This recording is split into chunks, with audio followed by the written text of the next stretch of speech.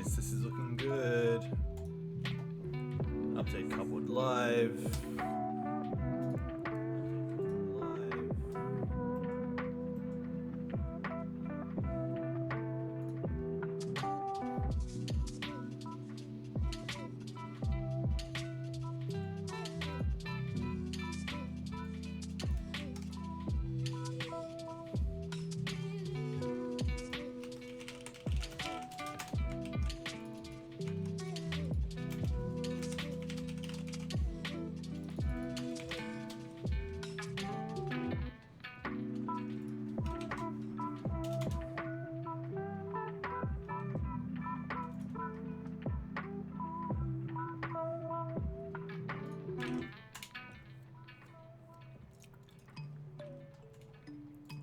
Nice.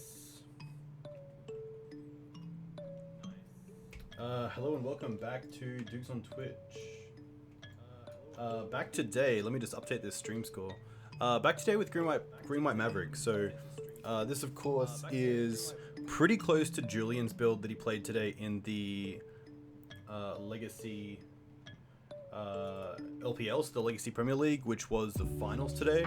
The only changes that I made were most likely changes that Julian made to Green White Maverick that was a little bit more of like a metagame choice. So things like not playing Gadok in the main board. So for that I've just dropped out one of the Mother of Runes. I think you can easily get away with just 3 Mother of Runes or any number of Giver Runes in Maverick, which is nice. So really want the main deck Giver of Runes, of course. Main deck Gadok. Playing Mindbreak Track in the sideboard, so just trying that out. Julian tried it, obviously liked it. Pretty good against the decks that don't bother with hand disruption because of Veil of Summer. So maybe Mindbreak Trap is getting a little bit better than it was beforehand. Also, just looking at the Mirren Crusaders in the main deck. So this is something that I've wanted to try out for a long time now. I think Mirren Crusaders is really well set right now and could be one of the best aggressive creatures in the format currently. And with Noble Hierarchs and Birds of Paradise and Green Sun Zenith, you can actually get it out turn 2 as well. So of course, Mirrens with the Stoneforge Mystic package is really nice. And then also just Mum protecting it from things like Lightning Bolt, Magmatic Sinkhole. There's definitely a few things that Mirren is susceptible in the format, but I'm very keen to try it out and see how it goes. Dare to be a Donut, welcome as always. I hope you are well. The sideboard's pretty straightforward, so we have 4 pieces of Graveyard Hate, 2 in Surgical, 2 in Fair Macabre, 4 pieces of Removal, 2 in Path to Exile, 2 in Council's Judgment, 4 pieces of Combo Hate, 2 in Mindbreak Trap, 2 in Veil of Summer, and then just 3 1-ofs, so Collector Upgrade against any sort of artifact heavy deck.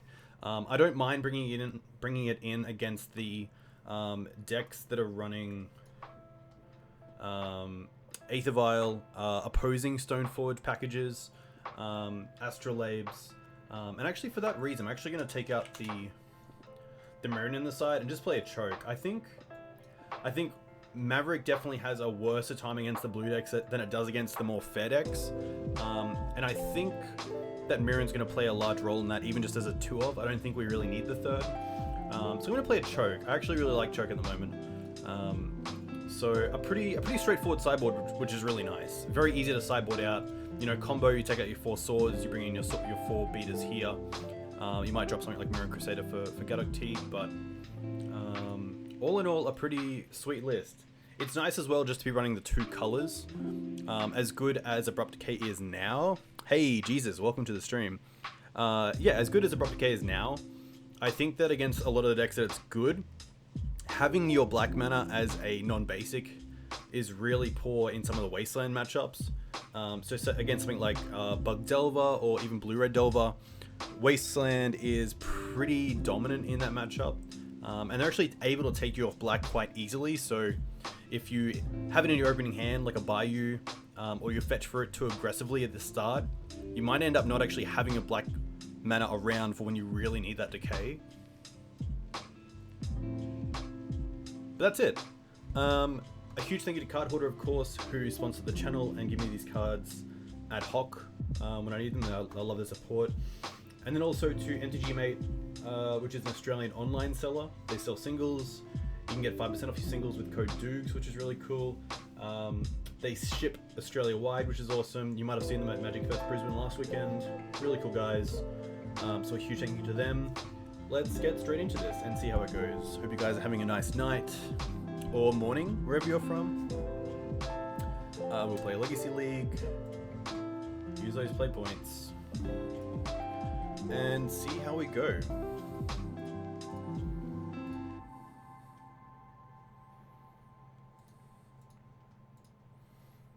Nice.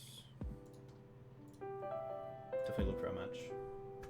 Hey, Grid GM, very cool seeing you at Magic Fest Brisbane. Hope you had a great time. I know you played Bant. What did you think of Bant Miracles when you played it?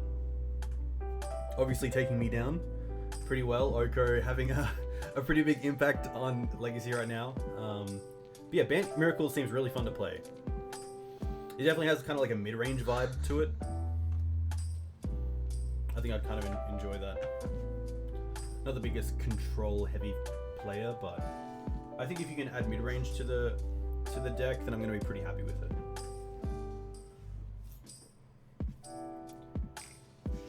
Would love for my opponent to make it. A bit rusty on playing Miracles, as I haven't touched it since the top ban, but it feels really powerful. Yeah, that's fair enough. We're on the play, which is nice. That makes a lot of sense. This hand's pretty nice. We get to start off with a Birds of Paradise.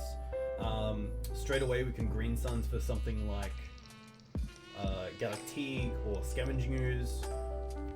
We have a lot of mana as well. The double Wasteland hand is really nice against hopefully a deck where it matters.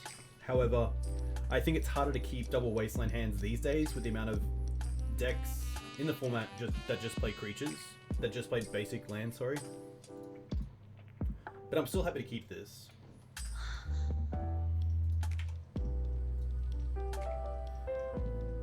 There is some sentiment to fetching first instead of the forest, but because the main reason is I want to play a Knight of the Reliquary on turn 2 as a 4/4, we can't draw both a fetch land and a Knight in the same turn, so I'm pretty happy just to play Bird and Pass.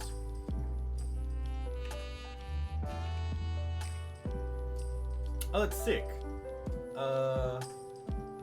Yeah, Green Suns in Food Chain seems pretty sweet. So this is interesting. Just an underground to see for my opponent and pass. Another Green Suns, okay.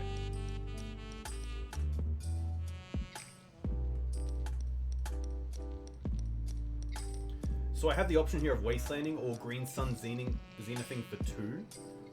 Of course, an Underground Sea doesn't give too much away. I'd expect something like a Storm play to have a turn 1 play in a cantrip or a discard spell. So, of course, Green Suns for 2 does seem pretty nice. It does turn off the Batterskull, however. So maybe here I just want to Wasteland and maybe just Green Suns for another Noble Hierarch, so that the following turn I could Wasteland and still Green Suns for 2, or maybe even 3 if I feel that's better. So I'm actually just going to Wasteland.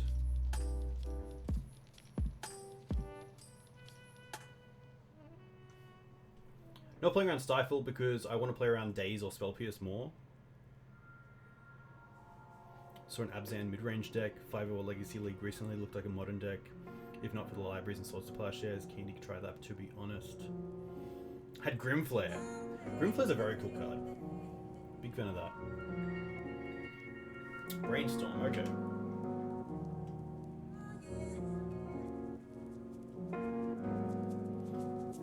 So this is interesting because if they are on Storm or some sort of combo deck, then Green Sunning for 2 for Galactique straight away seems pretty nice. But I'm just going to go for some mana here because I really want to start building out my board.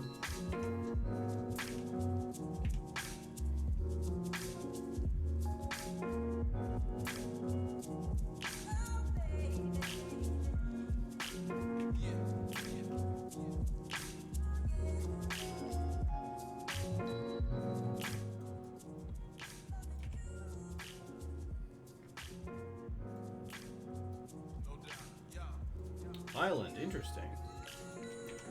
Island pass, okay. Verdant. I think here I'm still happy just to green sun for 2.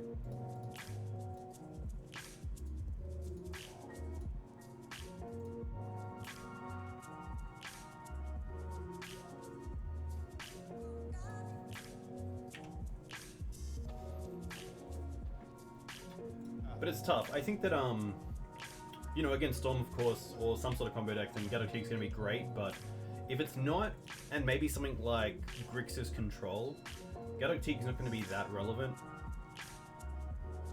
It also means next turn if we draw a land, we can't actually cast this Batterskull. And the basic the basic forest definitely means it probably isn't going to be a combo deck. Kusali.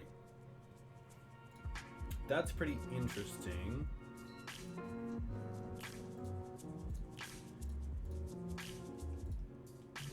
Pretty nice answers to the Sylvan Library as well, and they can't even force it with this Gadok Teague out. So we're going to be able to attack for 4. And then sack the Kusali Pride Mage in our turn, so they actually get nothing off this Sylvan Library, which is kind of cool.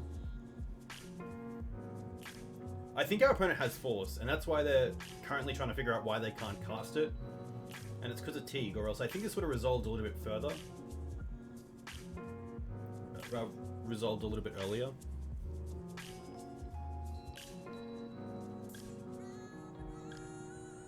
See if they said anything in chat. No. Okay. So we'll definitely attack for 4 here.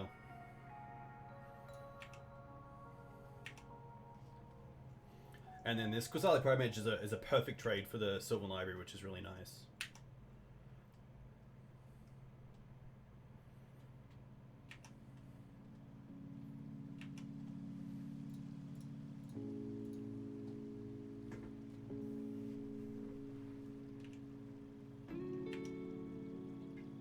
Haha, not at all. Yeah, definitely we can swing with the Teague, which is really nice.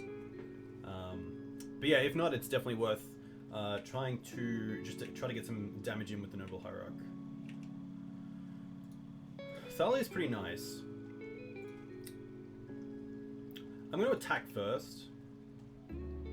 Just because if they have something like Abrupt Decay, they're obviously going to most likely deal with something like Gadok Teague if they want to before damage.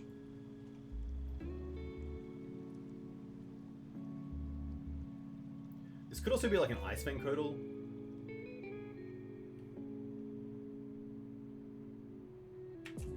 Which would be pretty rough. I guess I should have probably known this was some sort of snow deck that would have been running Ice Fang Codals. So I could have actually just attacked there with either one of my Mana Dogs instead. This also means Force of Will's now turned on, so maybe playing the Thalia first is a lot better.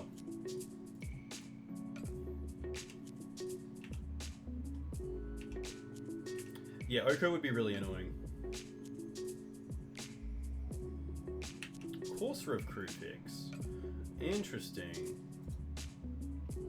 I believe this is maybe the deck that was in the top 8 of GP Bologna? I can never pronounce it. Misty's nice because it gains him life. Course is actually a really nice block here. Thalia.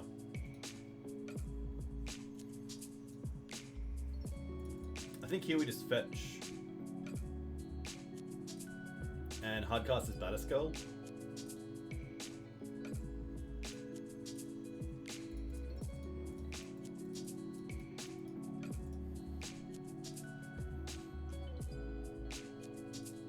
If they fetch it, they most likely have Force of Will, but it looks like they don't.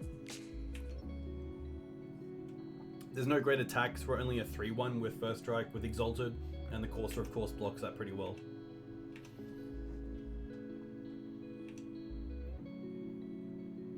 At least we get to see what they draw. Just hope it isn't Oko. Brainstorm's not too bad when it costs 2.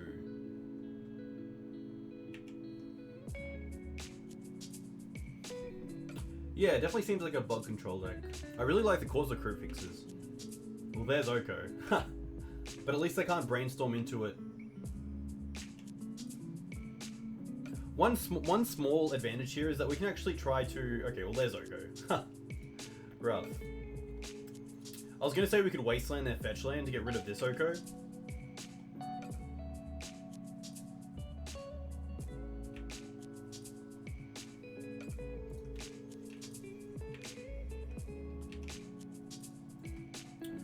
Ramanap. Interesting. I wonder how many basics they actually play.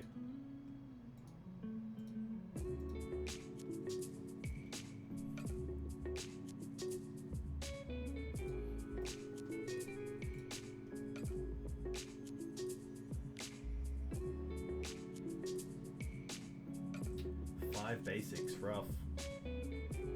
I guess Choke's gonna be pretty good out of the board. They're gonna let it slide, interesting. It also means that now we can definitely just...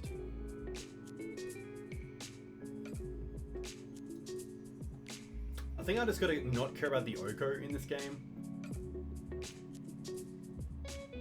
Not fetching there for anything means that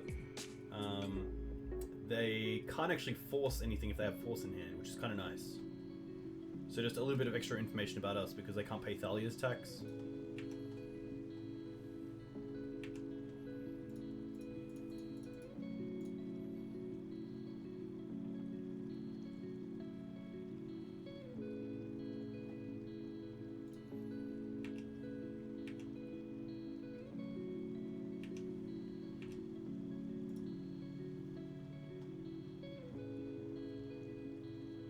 I'm actually not too sure about how Thalia works with Oko, because I believe it keeps its legendary, it's like super type, so I don't think you can play Thalia even if a Thalia is elked.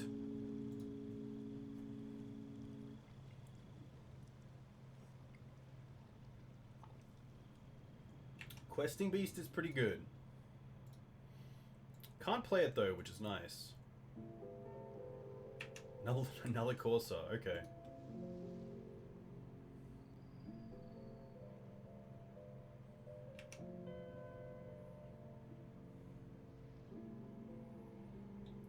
Yeah, it's really tough with Yoko because, of course, you do want to keep it, but at the same time, I don't mind them spending their turn. Interesting. Here, I don't mind just going in with the Batterskull,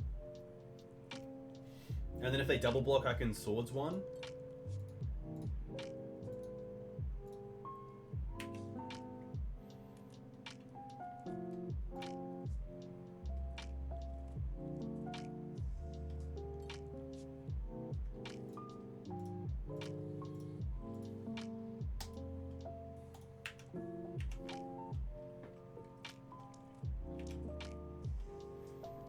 I don't believe it has Vigilance because the actual equipment has been turned into a creature, and so it itself cannot have Vigilance or Lifelink because you can't equip itself to itself.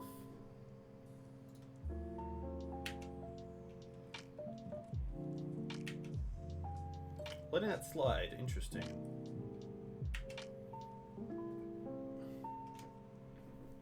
So the question now is, do I actually care about the Corso crew fixes, or do I want to keep the Swords of Plowshares for the Questing Beast? Because if they draw the Questing Beast and have a fetch land, that's 3 life they pretty much gained from the Corsair. I could have also played a land there from the Ramanap and didn't, which is definitely a misplay. But yeah, Swords is interesting because them gaining life is off 2 courses off a fetch land is pretty much just fogging this Batterskull attack every turn.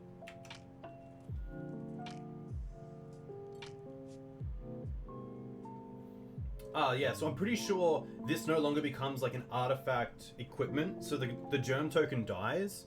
So I think when they actually Gilded Goose on top is actually not too bad for us.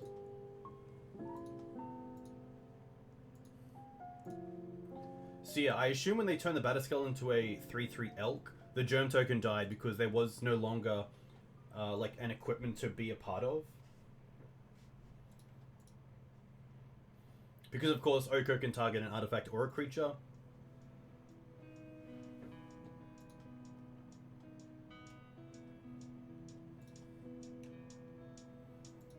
Pretty happy to still see Gilded Goose on top.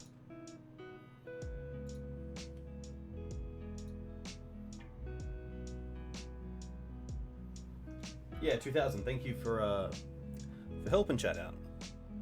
It is tough sometimes. I mean, I was trying to think if Khan, the great creator, turns your Sword of Fire and Ice into a creature, can you equip it to itself to then trigger when you deal damage, and you can't. So I assume there's a little bit about this as well.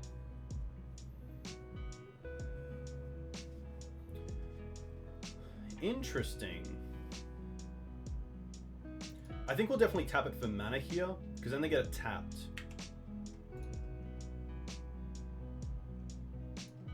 Which hopefully that actually means something this turn.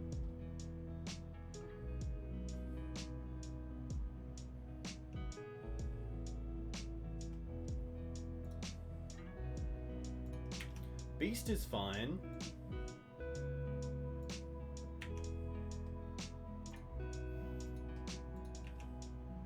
See if they attack with just one creature. And if they attack with just the Questing Beast, we can sword with the Exalted trigger on the stack so they don't gain the extra life.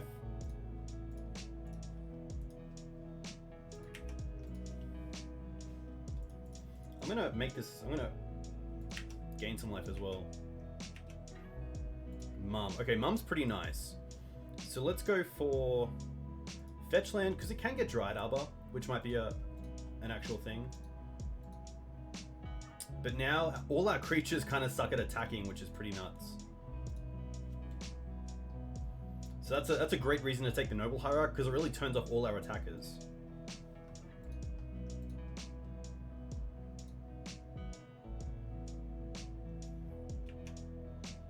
So now we just have to pass back.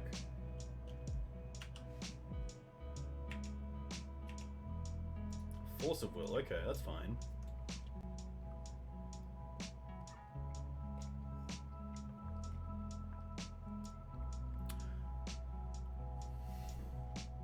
I could have attacked the Oko and killed it.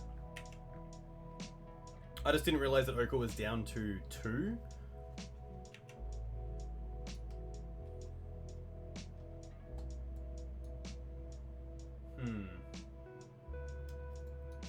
Which maybe is worth it. They probably block a Thalia and we don't really care because we have a second one.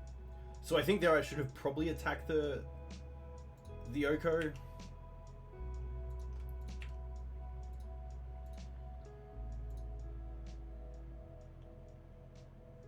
In response to Leovold, we'll definitely hit the Bayou so they don't draw a card off it.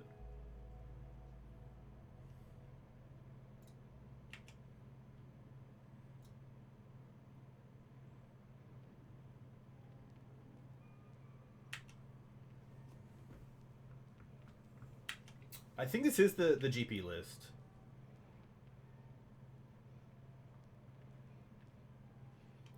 The rough thing was going for Gadok instead of Knight of the Reliquary.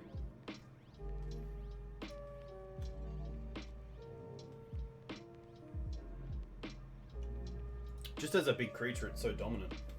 I guess it would have got Oko'd, but still, it gives us a bit more edge, I guess. So we know about Force in hand. Yeah, it's pretty close to a scoop. However, the life gain from the food and the courses could kind of mitigate an attacking Mirren Crusader, which is pretty brutal.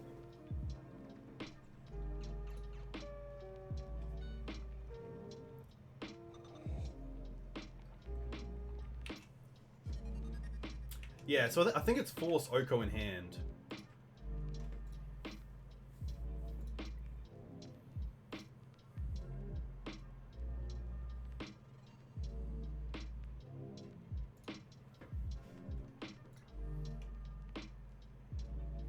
And really here, just a pass back, which is pretty bad.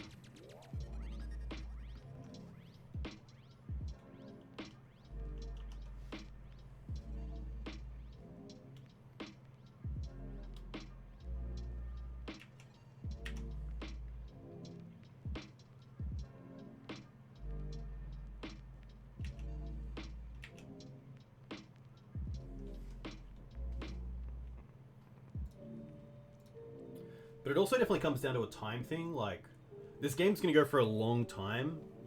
And I think the screws is nearly just too much as well. They only have access to 2 green, but still pretty tough.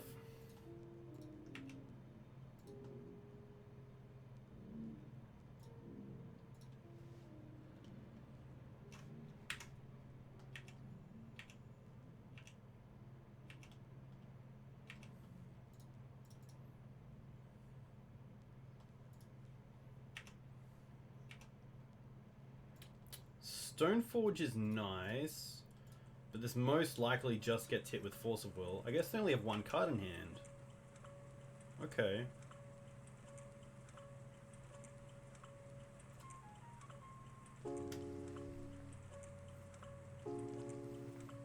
So, Sword of Fire and Ice really does nothing because of the Leovold.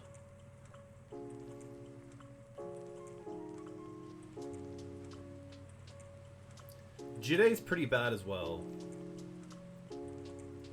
I think really this is just a concession. Just trying to get through this and then win the next game. I'd rather bring in some haymakers like Choke. Council's Judgment's great. Veil of Summer is interesting. I don't think...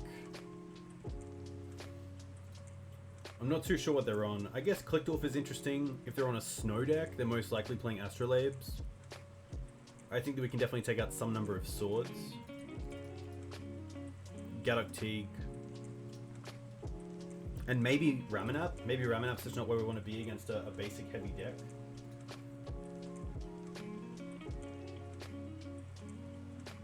Veil's interesting though.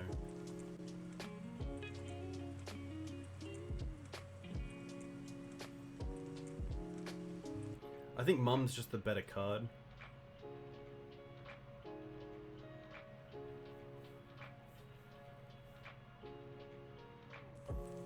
Yeah, I guess just in case they do have some sort of disruption. I mean, it does, you know, it stifles Oko, so that's kind of nice. I think we can definitely go down on a Thalia.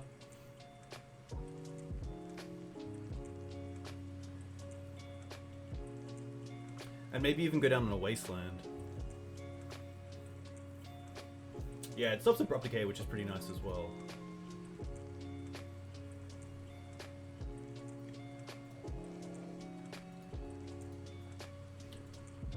This is a 1-lander, but I think I'm pretty happy to keep it. Having the Green Suns as well is kind of nice. It is rough, but I'm going to keep it. And I'm just going to go for a basic. I think here I'm just going to go for a basic. And play a Birds of Paradise. I really don't want to, for some reason, get Wasteland at turn 1. Even though we have the early mana aggression, I don't think my opponent would.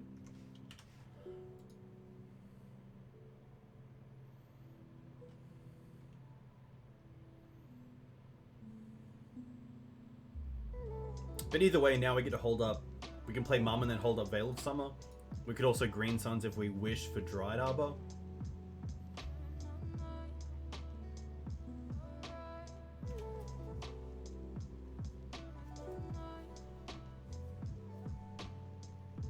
Yeah, I think they only play a few Wastelands just so they have some sort of interaction.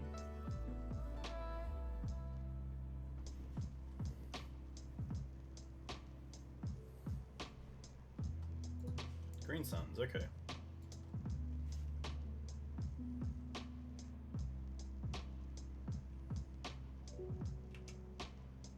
Kusali.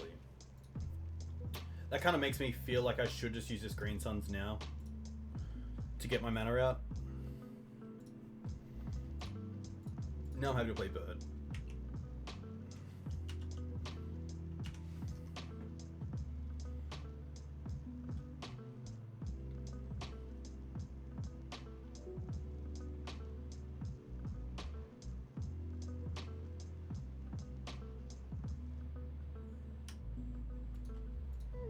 Oko's pretty good. However, if they deal with the Mum, we can just attack it, which is kind of nice. Okay, it goes up to... Choke's interesting. Not sure if Choke's worth it here.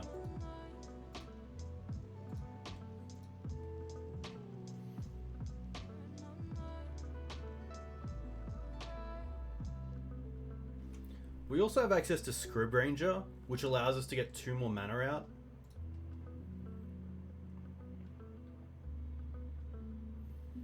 I don't mind Scrib Ranger.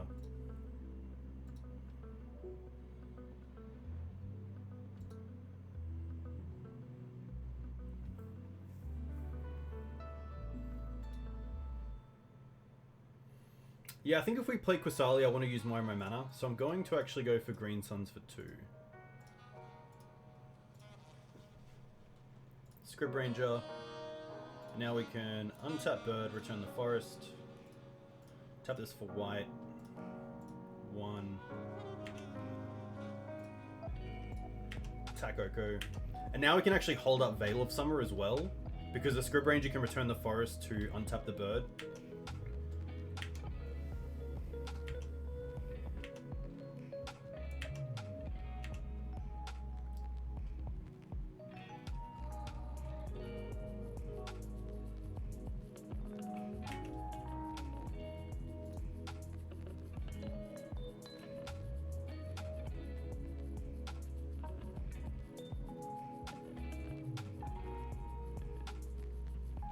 Corsa. I think that's okay. We have the Qasali Primate to get rid of it if we wish.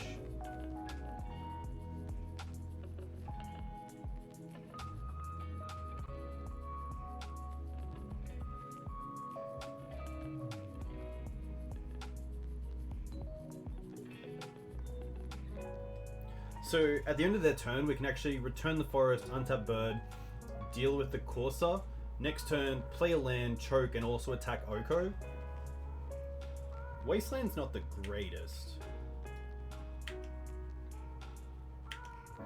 I guess Wasteland means we can't really use Scrib Ranger this turn. I guess I can return the Dried Arbor, but if we don't draw a land, then it's pretty rough. So I'm actually just going to untap.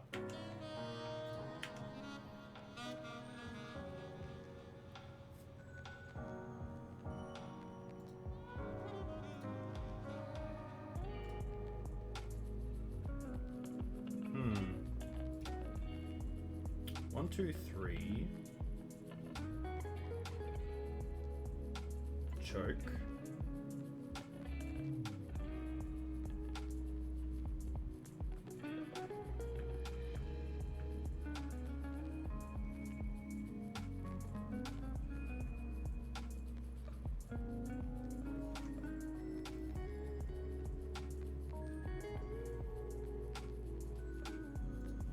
Use Scrib Ranger's ability to untap the Bird, return the Forest.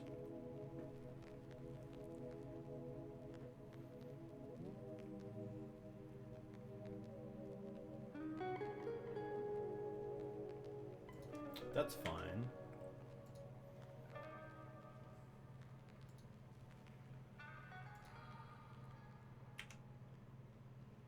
Play the Forest. Noble Hierarch.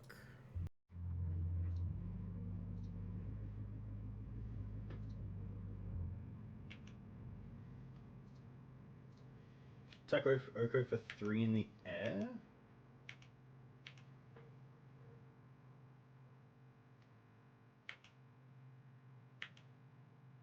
I don't mind getting rid of the Corsa now. I just don't want playing a land off the top.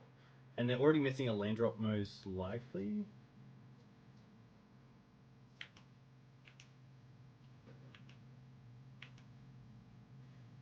I could have definitely waited for draw step, that's correct.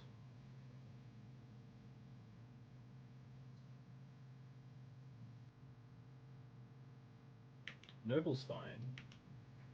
Interesting, just a pass. Alright. Green Suns. Green Suns is pretty nice. We can Green Suns for 1, 2... a fair amount. 1, 2,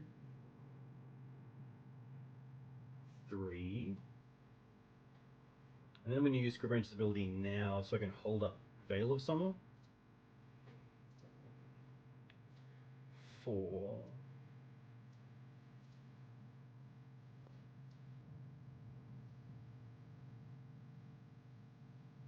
Tireless Track is interesting.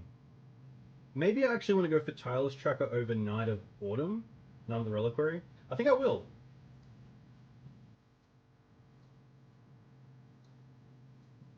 And now we can still attack in the air.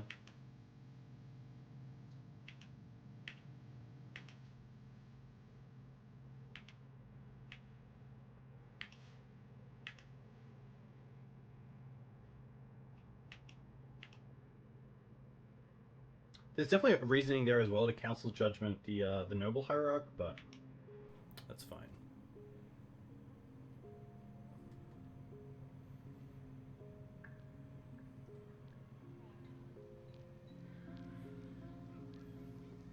Ooh, I hope this is Abrupt Decay. That'd be pretty sweet. Plague Engineer. Interesting. Plague's pretty good.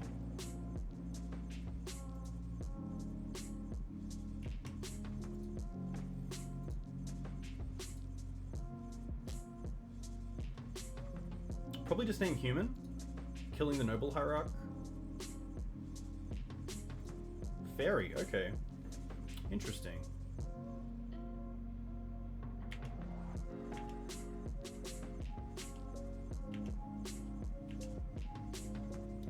Canopy's nice.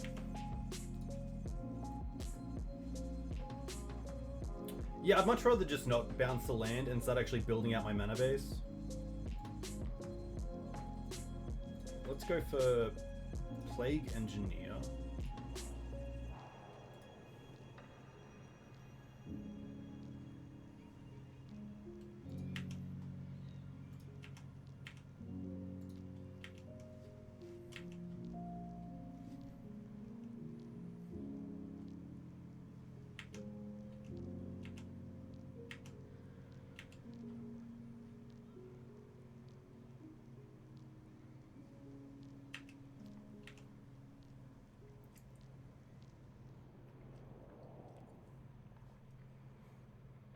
Surely not another one. That'd be pretty rough. Oof. Another one, okay.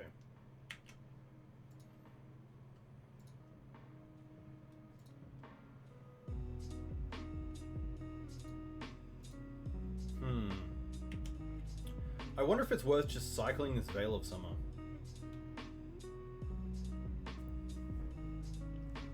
I guess we can hold it up one more turn and maybe just start attacking with the Mum instead. I don't mind that. Wounds of Deeds is a great draw, because now we get 2 triggers off the Tiles tracker. So I'm going to fetch this straight away.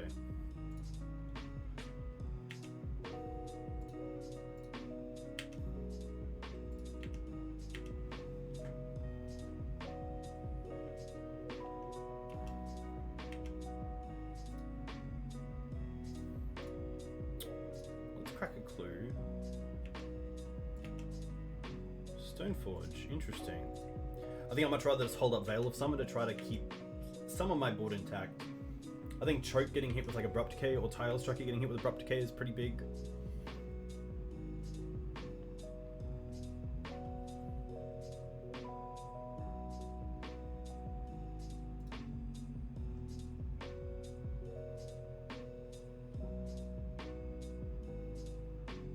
Oko's fine.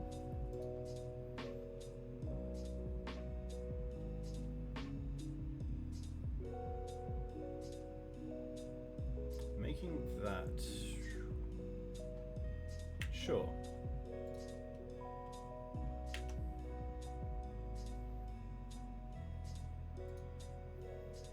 That's gonna be fine.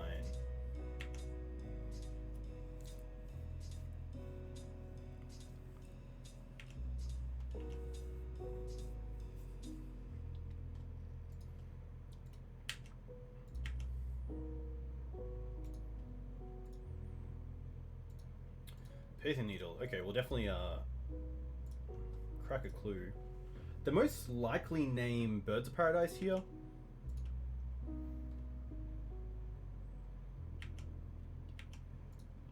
Knight's a pretty nice draw. Knight's a really nice draw, especially if we can protect it with Veil of Summer.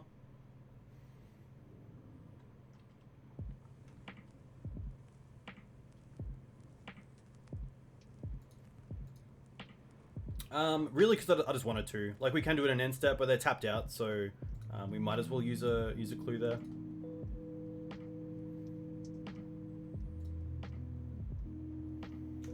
It's really just shortcutting.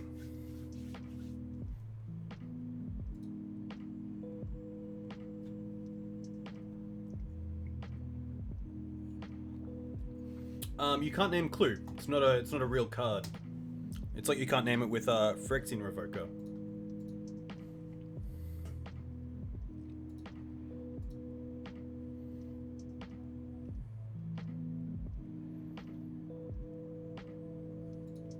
Almost up as Jide, okay. Obviously thinking that's the card that's going to take over the game. Another knight, okay. I think first up we definitely attack the Oko with the Plague Engineer.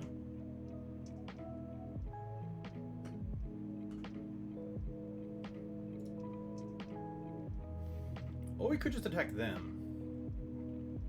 I don't mind being just aggressive here.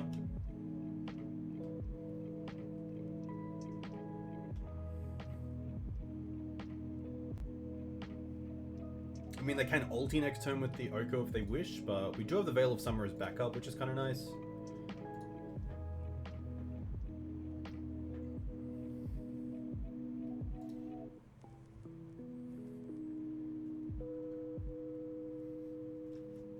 Hello, Ramo. Welcome to the stream from the airport to Cairns. A big thank you for tuning in. Currently playing against Bug Control, which is doing pretty well against us. They got a pretty good creature base of course of crew fixers and Plague Engineers in this game that are pretty good at keeping most of our creatures at bay. Here I'm just going to use the Veil.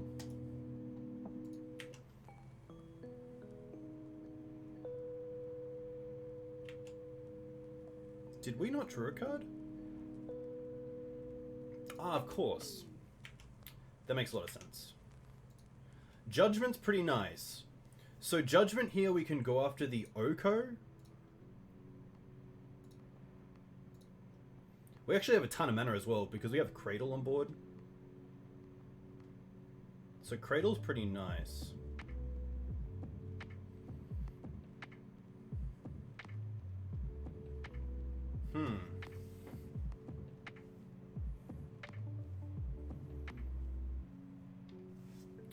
I think I like going after Cradle,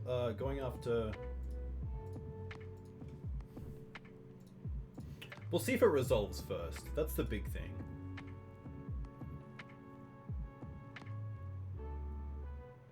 Okay.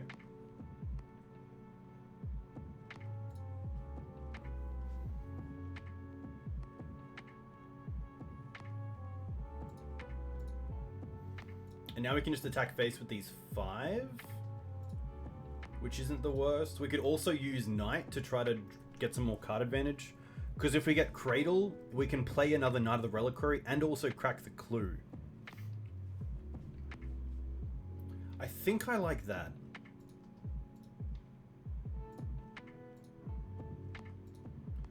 However, they also have they can also Oko.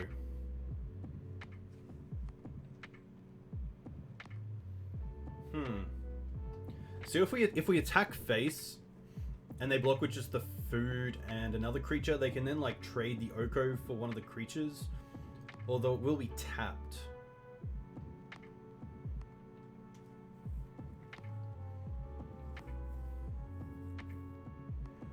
If we go after the Oko, they could just block with all 3 creatures.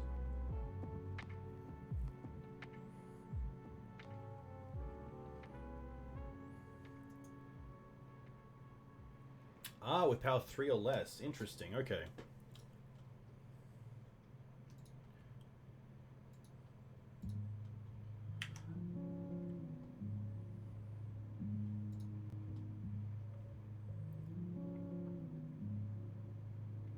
I'm gonna bash face.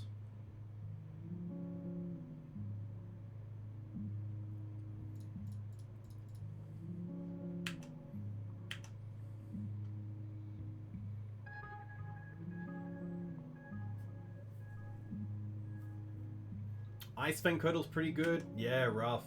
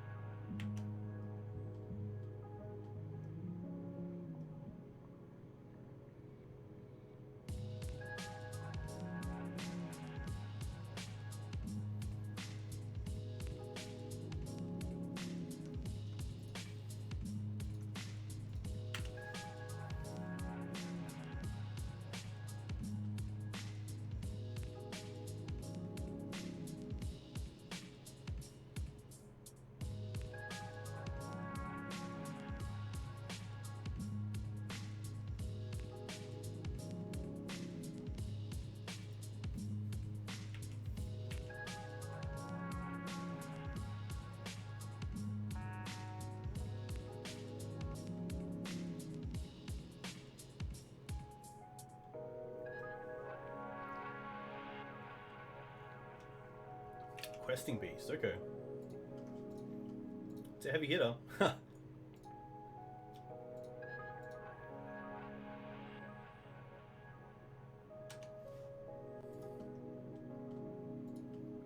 think we just take this.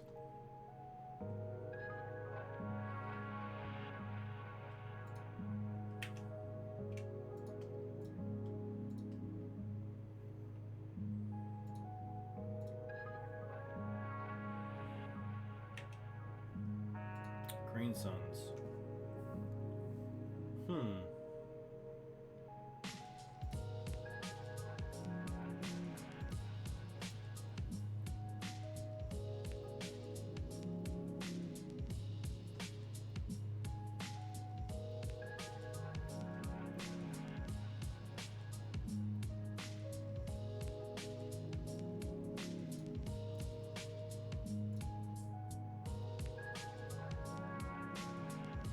Crack the clue.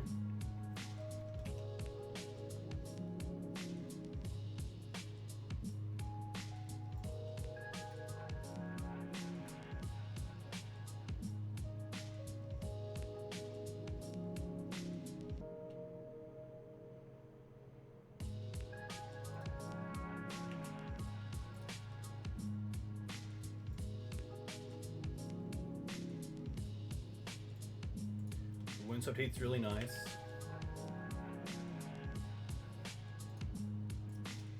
Fetch.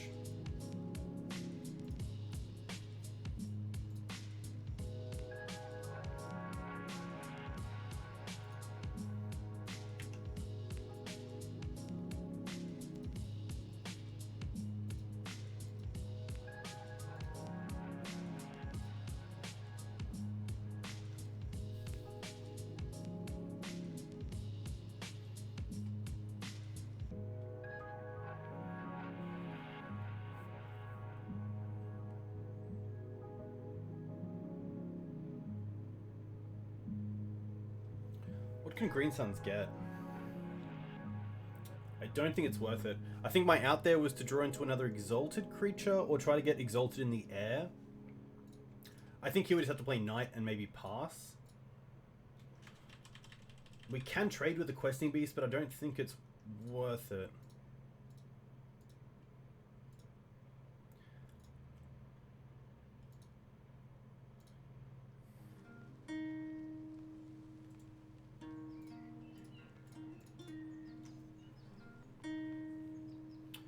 Quasali doesn't do anything because the Pithing Needle's no longer an artifact. It is in the list. It's also in the graveyard, so it's gone.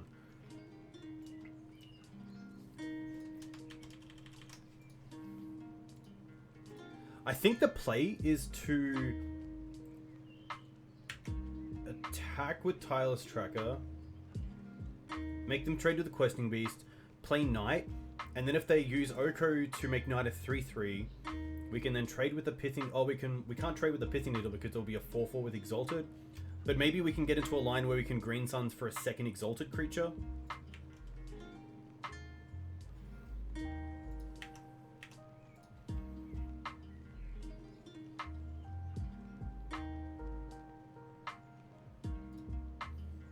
Interesting.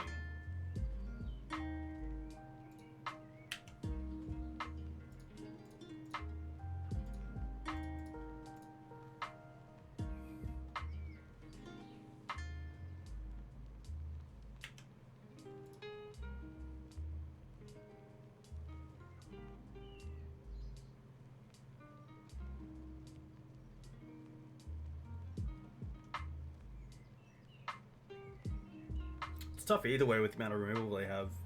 I'm definitely not in a winning position if I'm just going to not attack and pass.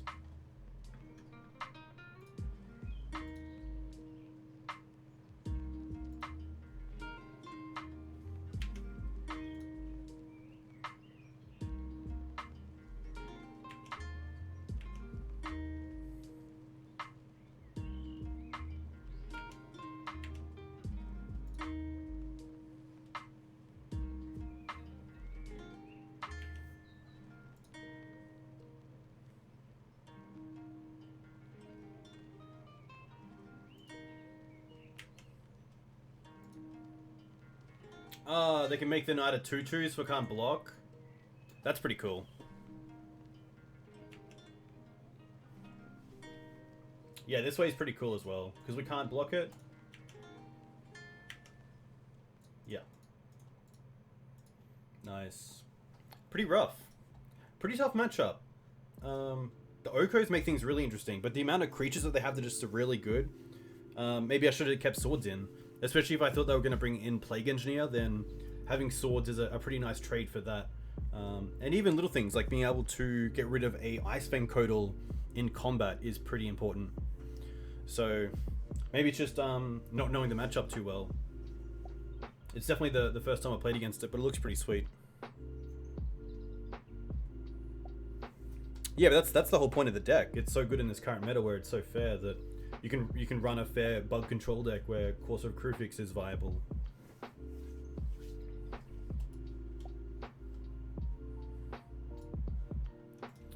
So we are 0-1. But yeah, for those of you who haven't seen the deck yet, you should check out... I believe someone played it in the LPL recently, which is the Legacy Premier League held by itsJulian, which is really cool. Really looks like a really fun deck. A lot of interaction. Any deck with Corsair Krufix is a pretty big tick in my book. I think it's a pretty sweet deck. But yeah, I guess we could have held back the Tireless Tracker.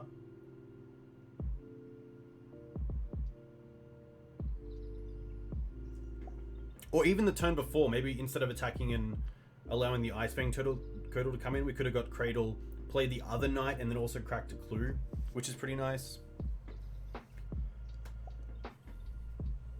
But we'll try to bounce back in this second match, which should be hopefully pretty fun. On the play again, which is nice. I'm going to keep this hand. Quite good against the fair decks with swords. Quite good against the unfair decks with Thalia. Hopefully drawing into a third land by our third turn to play either knight or Ramanap. Most likely knight, because Ramanap's great as a turn 4 play. If we don't draw a fourth land, we can just play it from the graveyard. Happy to play the Windswept Heath first, in case we're against a Blood Moon deck. But I probably also just want to get a Savannah with this Windswept Heath. Hey, Graham, thank you very much. Have a nice week, and hopefully I will catch you soon. I think we'll untap first. We don't mind drawing a land. Cool. I'm going to go for Savannah Plains Thalia. Ramana probably a little bit dead in this matchup. Most likely a basic land heavy mana base.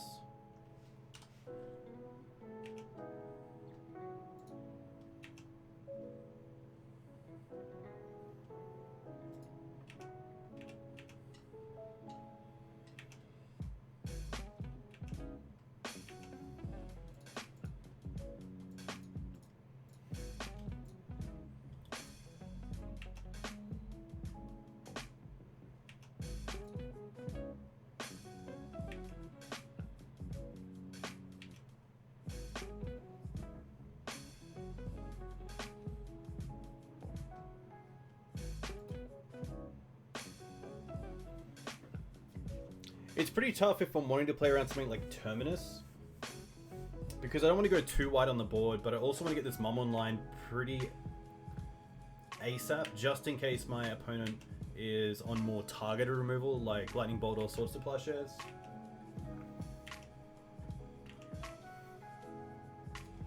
Another Thalia, interesting. I'm going to go for attack with Thalia.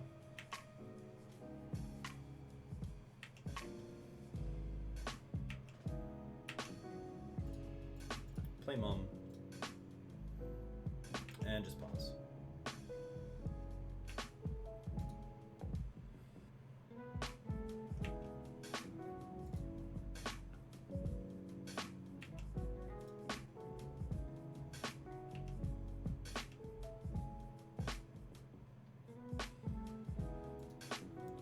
Interesting they cast Volk. Show and Tell.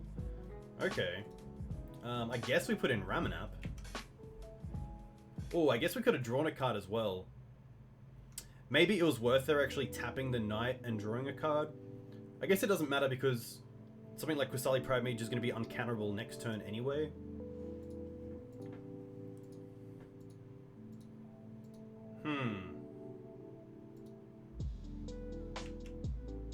That's pretty good. I don't think we can beat this.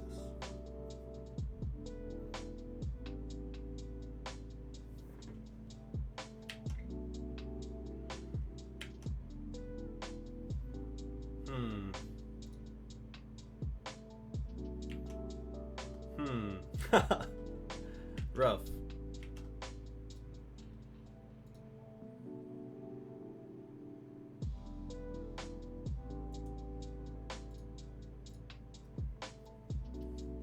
Unfortunate.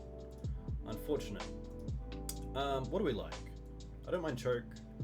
I don't mind Veil. Council Judgment may be a little bit too slow. I don't mind Collector Oof, so we can hopefully go after their mana a little bit better. I think the Mirrors are a little bit too slow. Ramanap can most likely come out.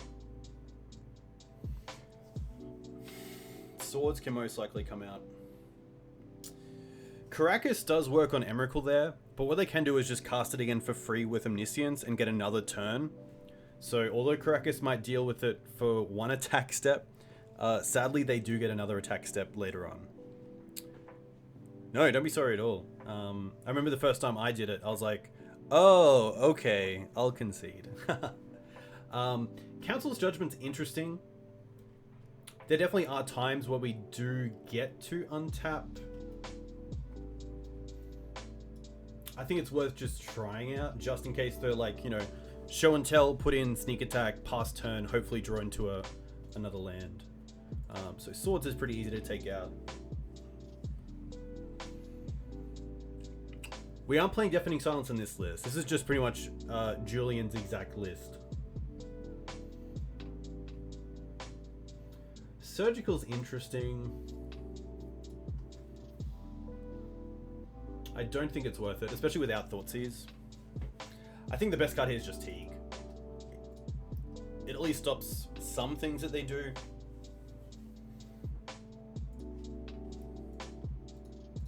Not going to keep a one-lander. This hand's actually okay. We'll keep this. And I think we'll just bottom the Batterskull and keep the 2 lands.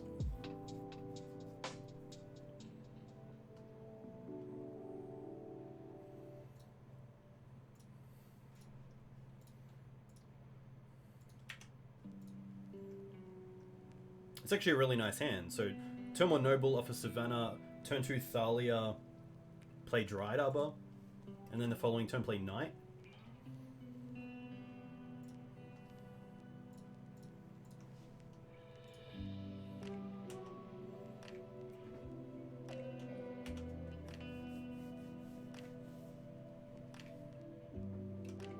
Ponder's fine.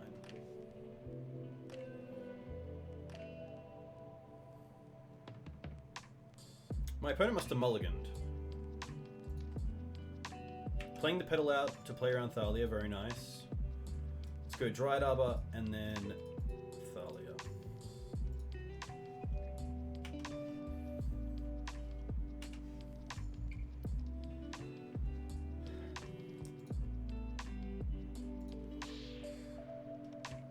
Something like Pyroclasm here would be pretty good. Okay. Yep. Veil. I think I'd rather just go Mom. Unlucky.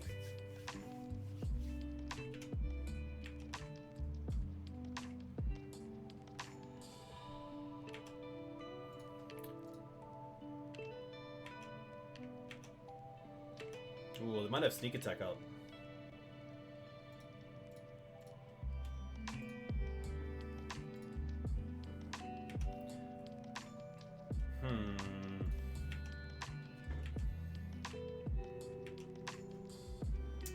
Veil's really just to be able to cycle through the deck.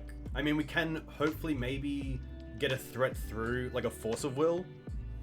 But other than that, it's pretty tough. This game is over.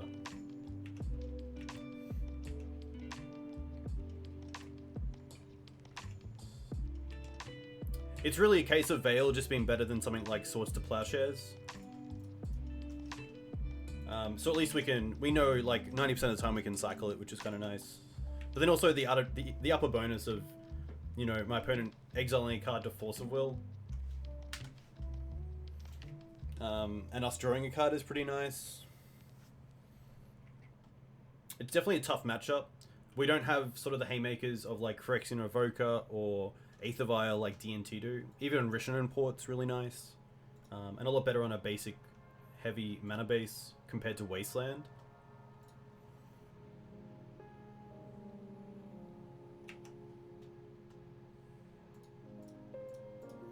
Okay.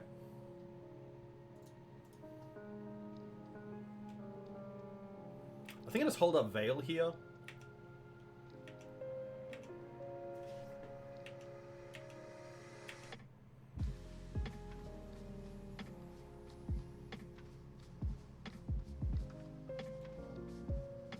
Artisan, okay.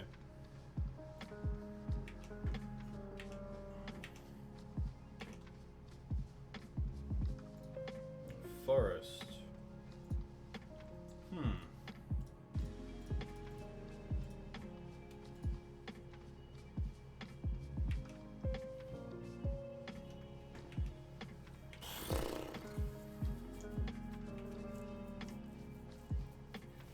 Yeah, surgical's tough because if we're surgicaling a show and tell and we've already beaten what they've put in with show and tell, we're probably winning that game anyway.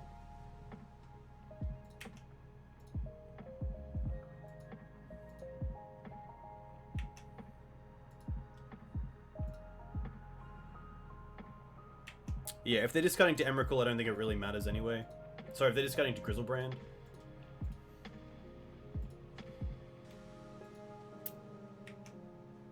Going down to 4. Interesting. That means they kind of have to win this turn or else we can just go Mother of Runes into Pro. But it looks like they might have Sneak Attack and a red mana.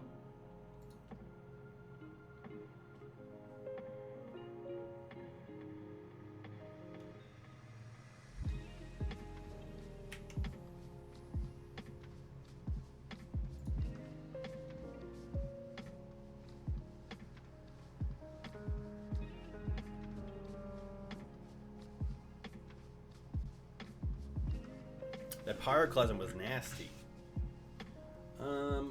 We will give... I think we just give Mum here Pro Red. And then hopefully they don't have anything else.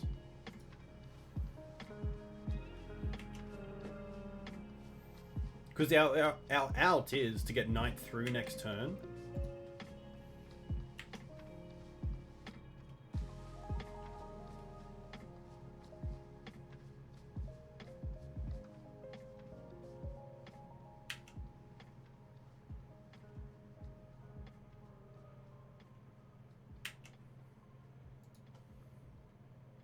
Interesting.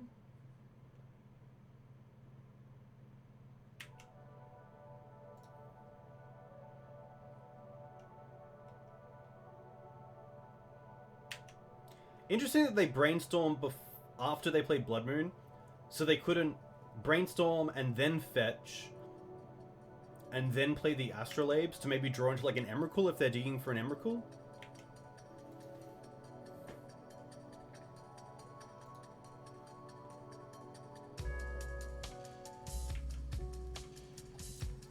I want to watch this. Please be bottom.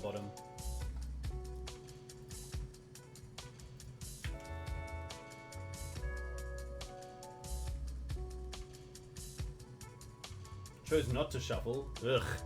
Alright. Concede. Rough. We'll take it back.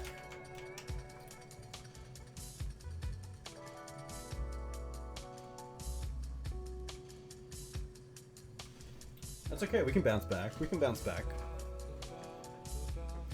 done 0-2 to 3-2 a few times. We can do it again. Hopefully. Alright, join our third match.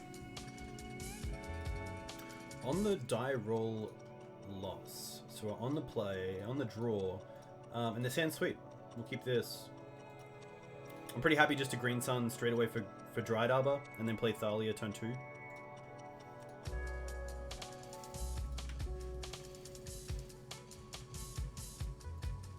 Tolaria West. Interesting. Let's go for Savannah into Green Suns.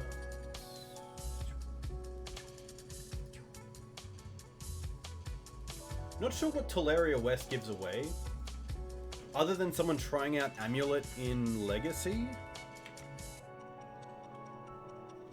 If anyone in chat knows what Tolaria West kind of says to me, I would love to know. Mind Stone, okay. Urza, okay.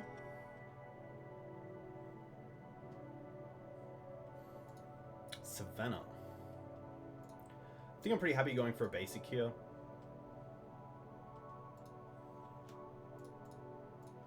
Play Thalia, attack with Dried Arbor. Force of Will, pitching Narset, okay. Oh. Oh, wow. Ah, classic. Alright. I get it. Okay. Not the worst, but pretty annoying. Wasteland, not the greatest. Let's go for Savannah Pass.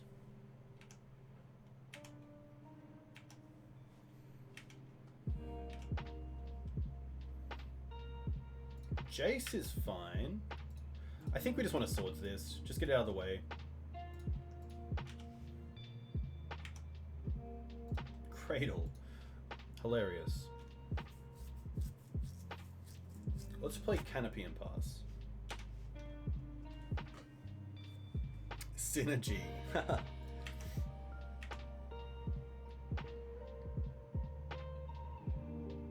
Ancestral Vision. Okay. Green Suns. Oh, we can Green Suns for some stuff.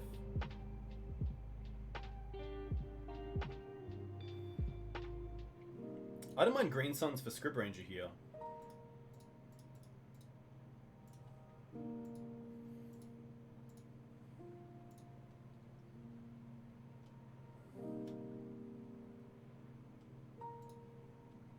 And now we can untap the Dried Arbor, returning the forest, and start attacking.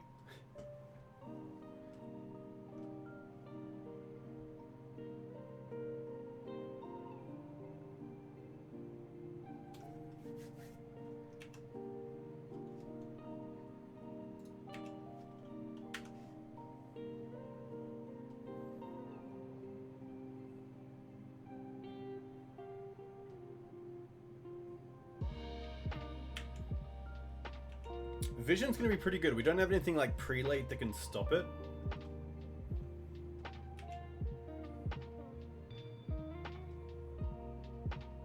Jace. Oof. Alright. Straight to 5. Interesting. They bottom a card. Okay.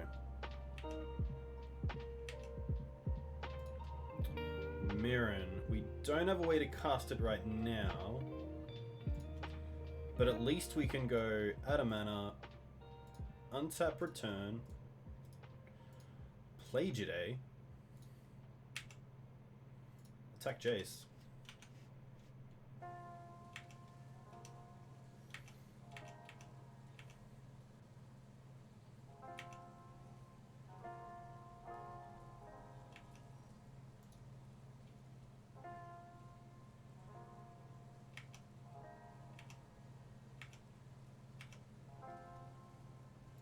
Ooh, Windswept Heath, interesting.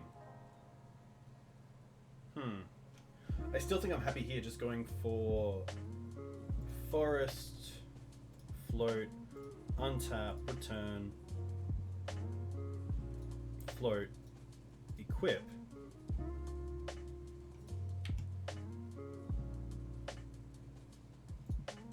Sack Jace.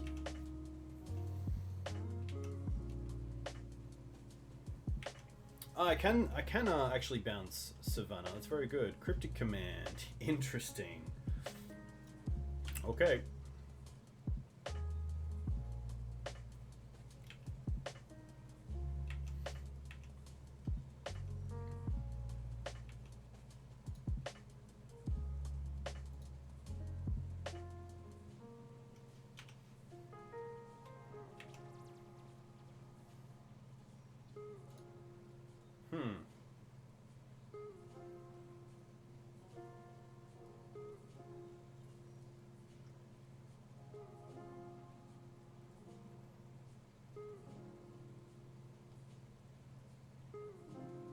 I think I care about Jace enough to just swords it here.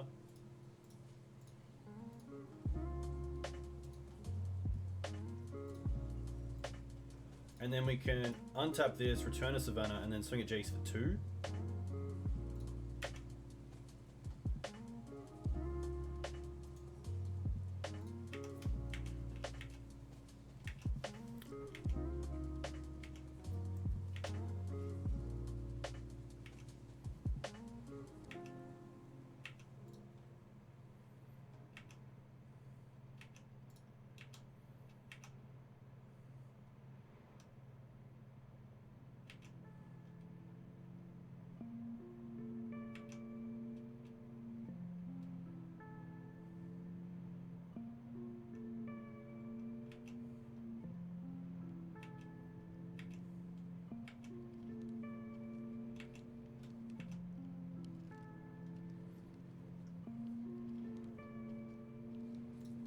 Thalia.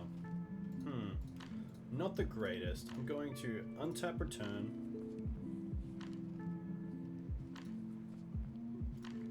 Cradle. Jide.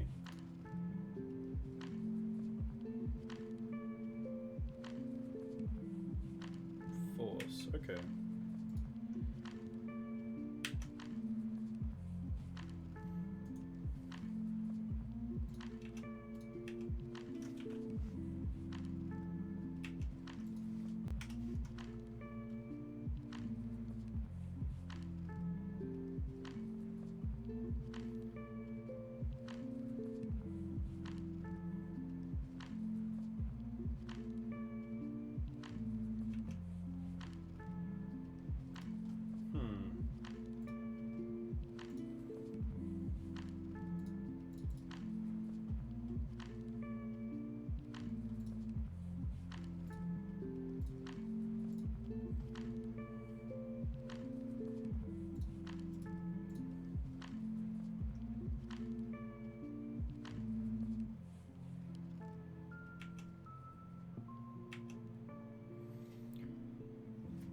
Hey, Snapkeep Gaming. No, we've had a pretty hard run. We've played against Bug Control, which we went down to, and then also a pretty quick one against Sneak and Show, which was pretty abysmal as well. But it looks like we're up against some sort of mono blue. I'm gonna say Urza deck, but we haven't seen Urza yet.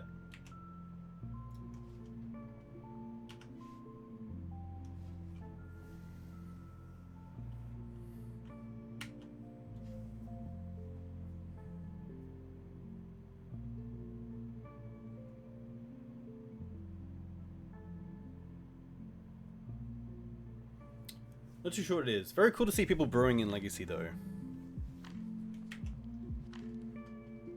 Oh, Teague. I wonder if Teague's good enough.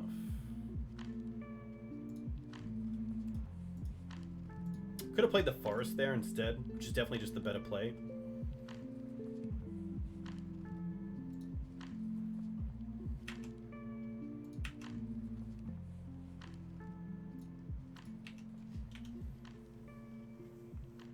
Yeah, back to basics early on was really good.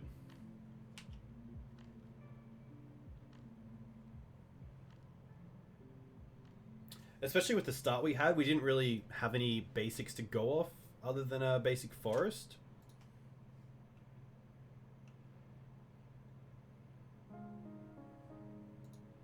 Nexus of Fate, okay. This looks like a taking turns deck, which is kind of cool.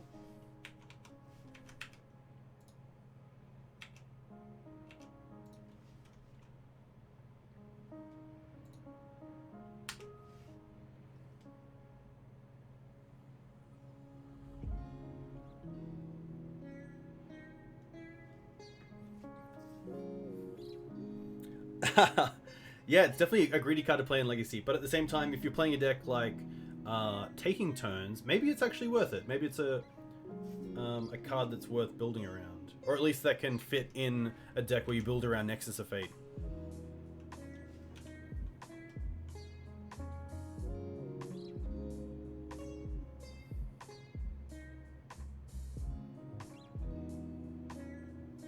You can do it every turn with Sanctuary. That's very true because you can bounce the Sanctuary.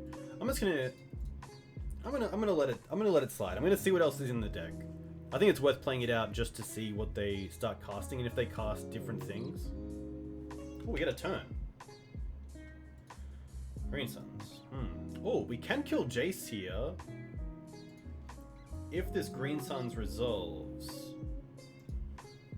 Can we kill Jace? Don't you tap mana. Don't you tap mana. No. Classic.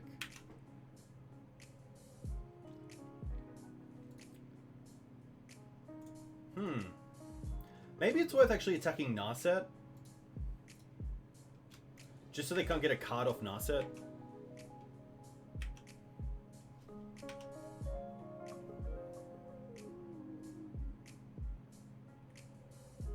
Alright, game's still live. Game's still live, people.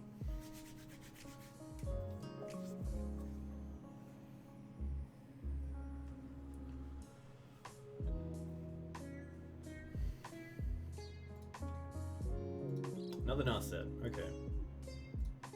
Collector Oof probably worth it in this matchup.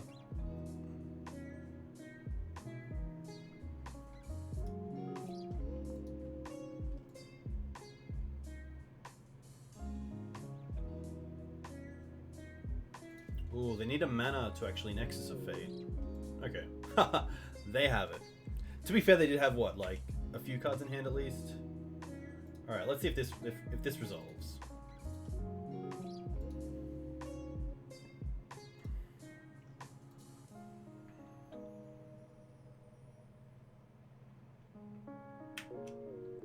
Man, Jace would be really nice here.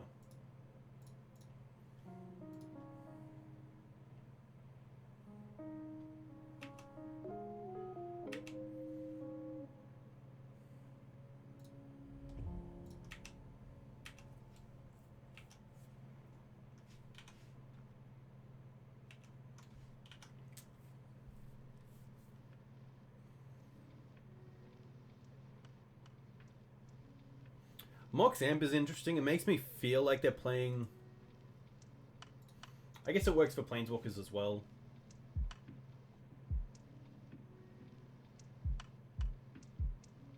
They only have 17 cards left as well, so they're getting pretty close to just having the lock with Nexus.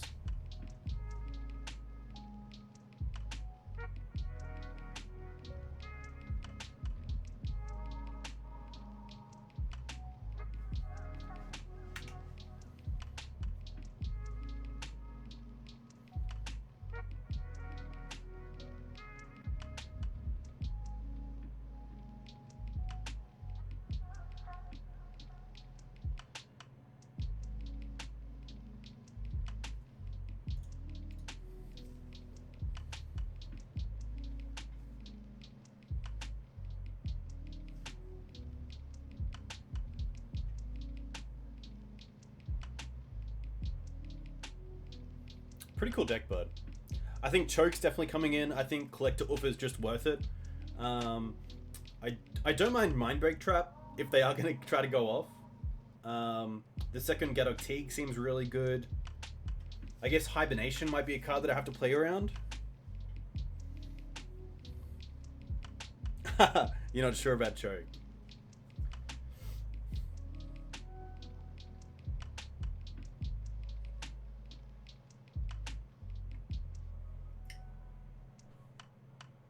Yeah, Choke against Back to Basics seems pretty funny.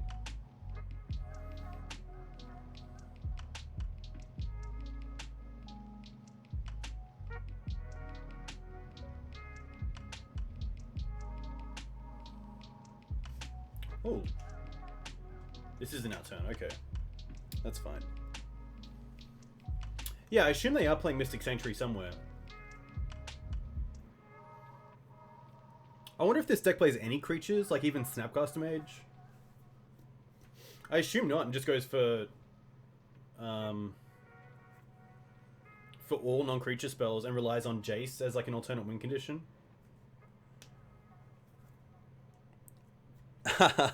Yeah, Choke would be really nice. Oh, Castle Vantress. Well, they get to scry? Interesting.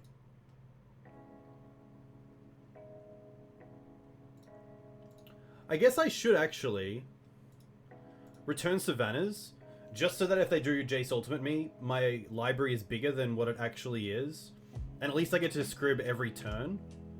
So I can put back 2 more cards, so I'll have 6 in my library.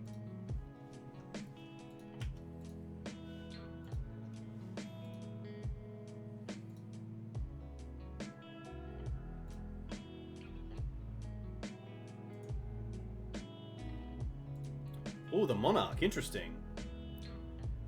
Maybe there's a way that they mill themselves out. I don't think there is, but we'll see what happens.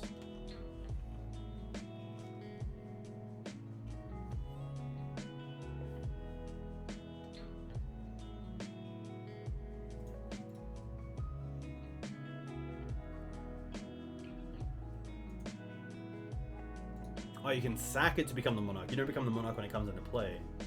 Okay.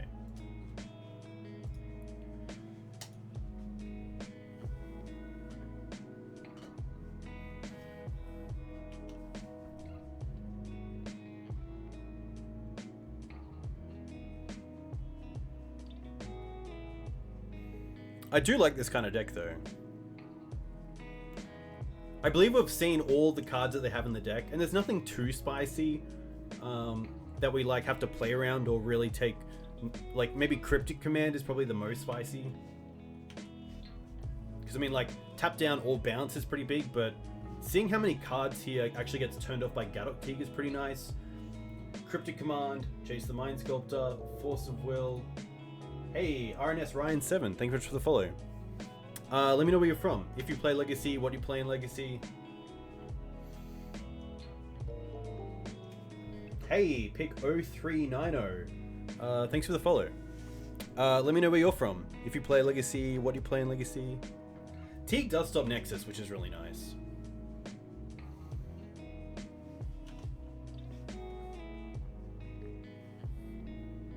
Oh, you play Red White Painter? I think Painter's a sweet deck, and I think it's a deck that can really reward someone who sticks with it.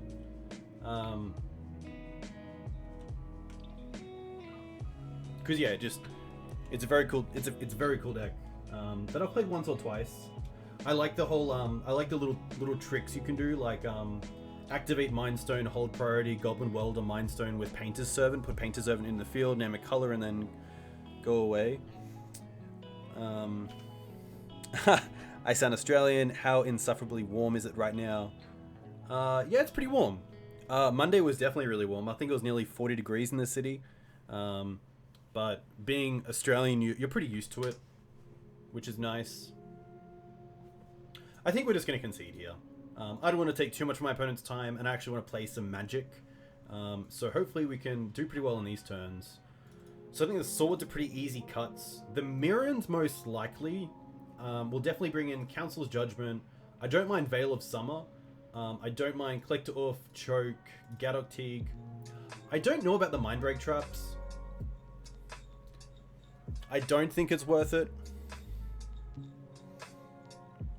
I am from Brisbane, which is in Queensland, which is in the northeast of Australia.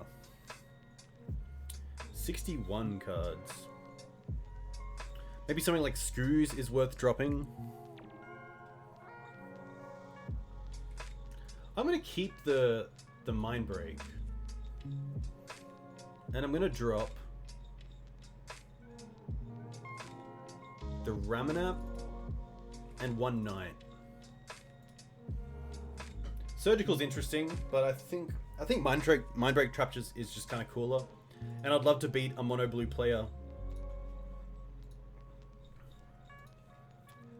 This hand's fine. We have access to basics early on. Turn 2 we can play Mum and then Thalia, which is kind of nice. So I'm going to keep this. The only card that's great in this hand is Thalia, which is a little bit rough, but at the same time it's a great hand nevertheless. And especially with Mum online, I feel like Thalia is quite well protected.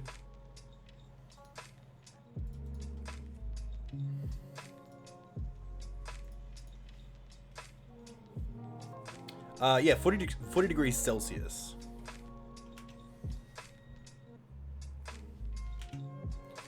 So still pretty hot. It's not too bad when it's just oh, interesting. Oh. This is me, right? Yeah, cool, okay. My bad.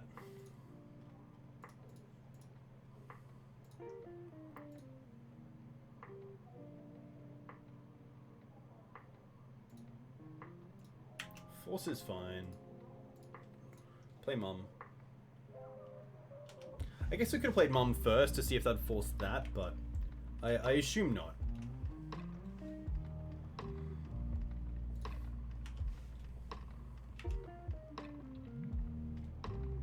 Another Mum.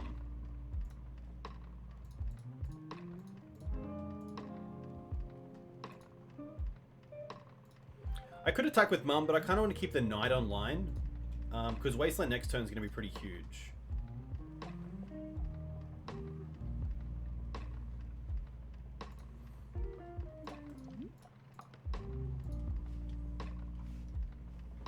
Just in case of any, like, Echoing Truth or Vapor Snag.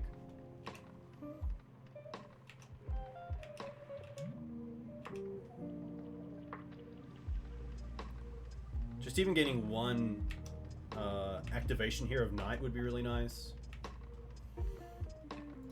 Catacombs.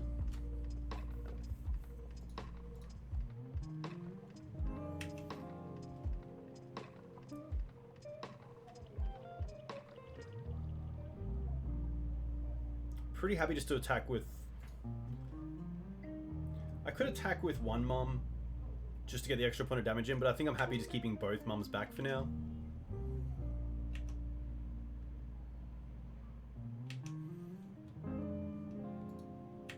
And then I'm going to Wasteland them here, so that if they do have Hibernation, I actually have a chance to recast some of my spells.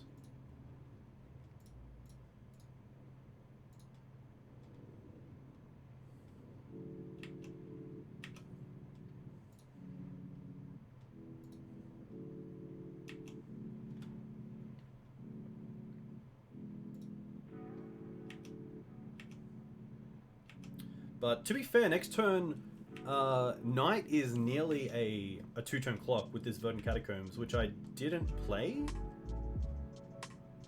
Thalia is nice. Let's go for Thalia first. I'm going to go land Thalia.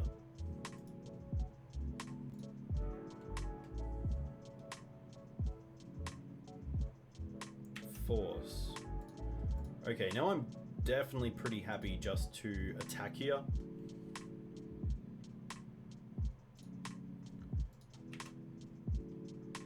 Because with the Pluto Delta, this Knight is a 2-turn clock.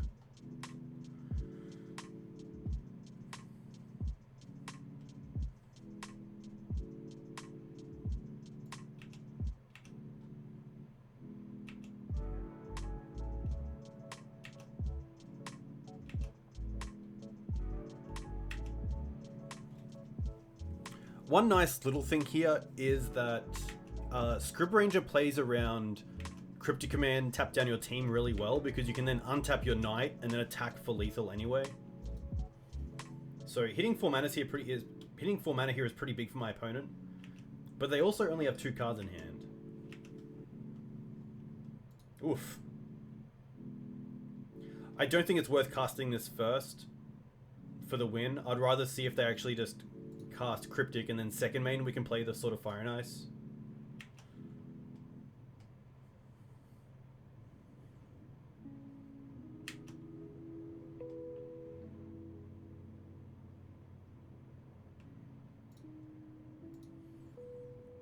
So this is going to be fine. I guess I could gonna float a mana and actually draw a card off Horizon Canopy. It's pretty much free here.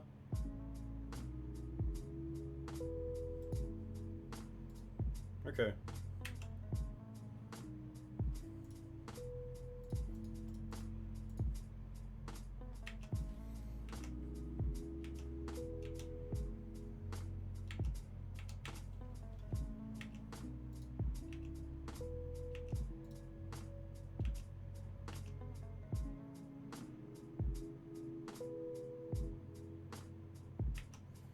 Mindstone's fine. Narset's fine. What are they trying to do here? Aren't they just dead on board? Don't even have to equip, but we will.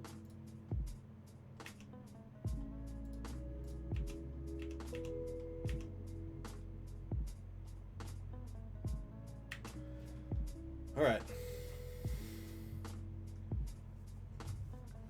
So used to reading and hearing it as Sophie that hearing all the words sound a little weird. Yeah, that's fair enough. That's pretty classic. Maybe the traps are a little bit weird. Maybe Surgical's better. Surgical's interesting because it also plays really well against Mystic Sanctuary, which I don't believe they're playing anyway. I think we'll just keep the traps for the mems for now. I can Surgical Cryptic, but maybe I can hardcast Mindbreak Trap with my Mana Dogs. I feel like that's a bingo card. There should be a bingo card. We don't have it. This hand's great. We'll keep it. The Gaddock Teague's really nice. And also just the fast mana acceleration into Sophie. You're welcome, Shades of Hades.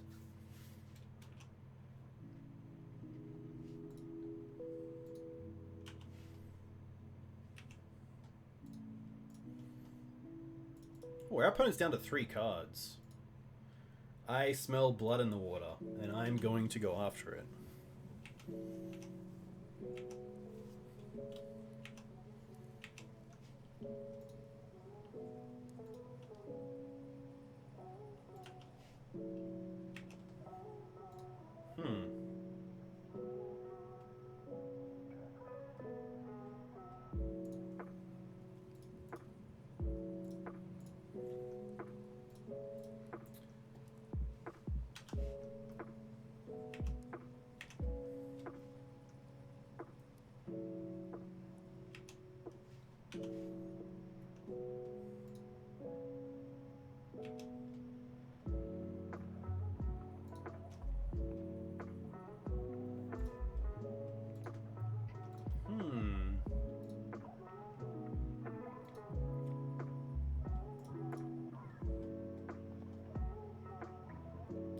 I'm just gonna go full beatdown.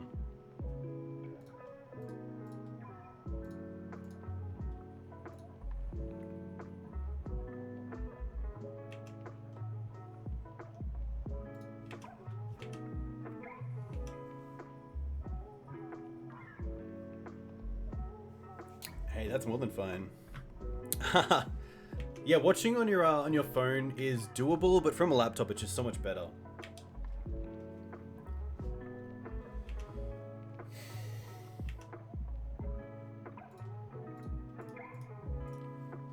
Going really wide here, but I think it's worth it.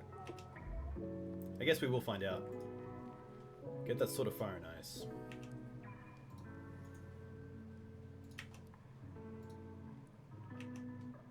I don't want to see like hibernation. Hibernation would be pretty strong.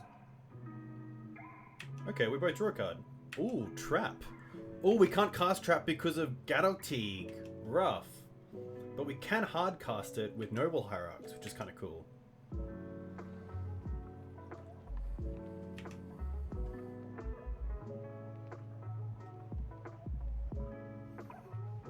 Haha.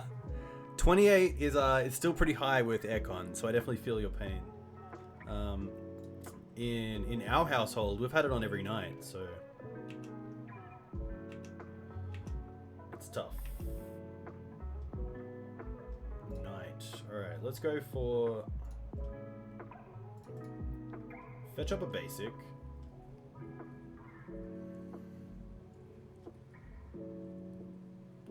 I guess I probably should have just Stoneforged in the sword, equipped it to Gadoktig, and attacked. Because if I draw Wasteland, I'd much rather use that as my land for the turn.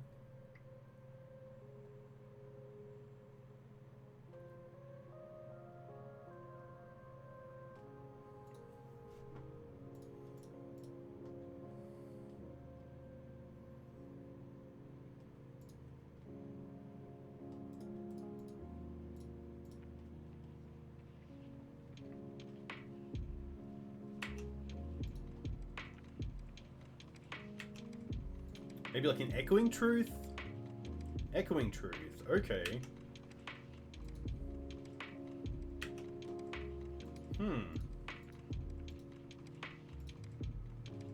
I think here I still just like attacking.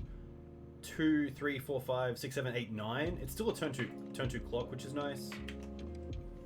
And we get to hold up Mindbreak Trap.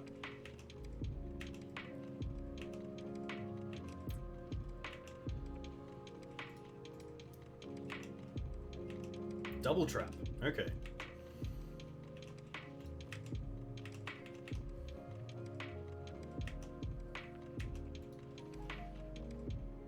Will my opponent play more?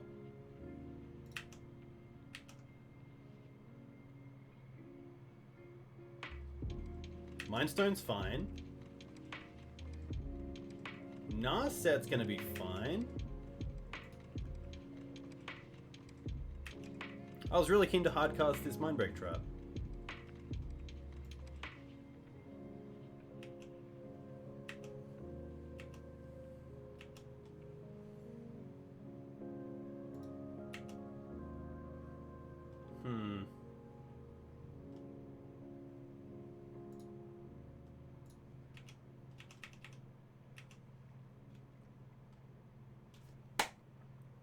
Alright. We're back. We're back.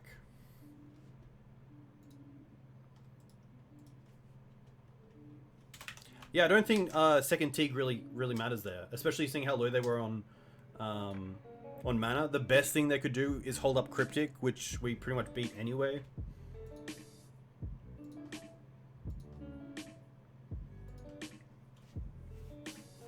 It's always nice to get those wins.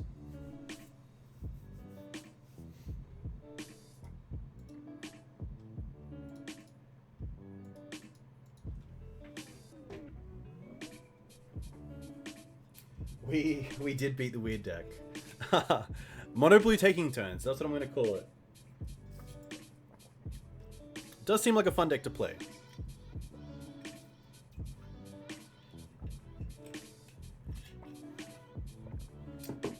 But yeah, the Australian heat is getting pretty brutal. Even little things like going to get lunch at lunchtime in the city is becoming a chore. It's a bit warm to say the least. But we put up with it because this country is pretty great.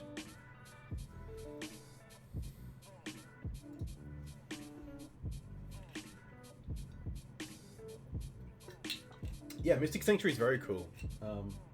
I mean, maybe they are, and they just didn't see any. I assume they would have though.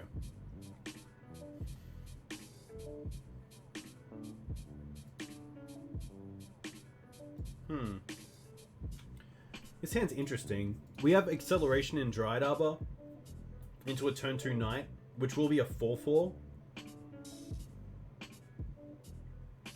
I don't mind it. I don't think I would usually keep a hand like this, but I think a stream is a great chance to try to keep it because, you know, the hand's still got a turn 1 play, a turn 2 play, a turn 3 play, a Wasteland for interaction.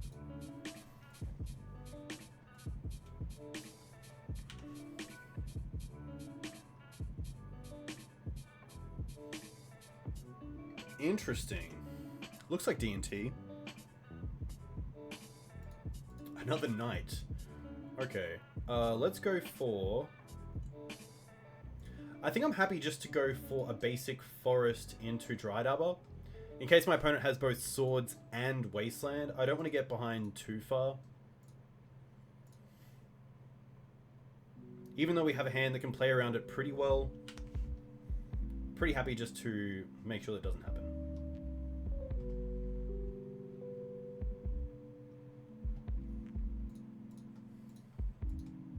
Okay. I guess the swords on the Dried Arbor isn't too bad because it means one less sword on the Knight.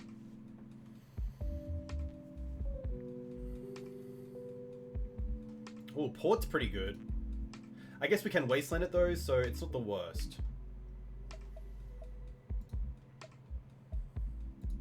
Alright.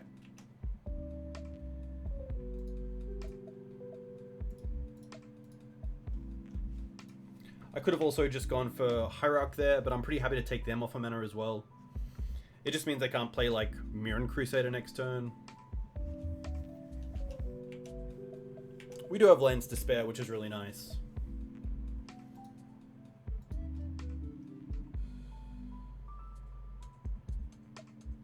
Thalia, okay. Thalia probably one of the cards you bring out in the matchup, so not too bad for us. Swords is a really nice pickup. So here we can just go Noble Hierarch, and then just hold up a basic here. Is there a reason why I want to fetch now? The only reason is if they have Aven Mind Sensor in their list, which definitely isn't stock, but with a few more people playing it these days, there's probably no reason not to just fetch here.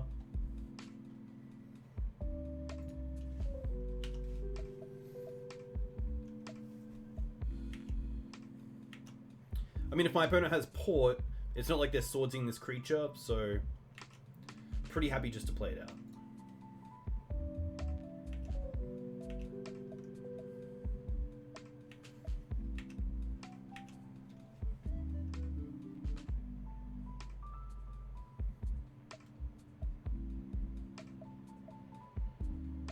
And there's Mirren. Okay, so that's a great target for the Swords to Plowshares. Pretty nice pickup. I think we just play Knight here. Unless they have Ancient Tomb Jide, they can't play their own Jide, which is nice. So I like just going for Knight here.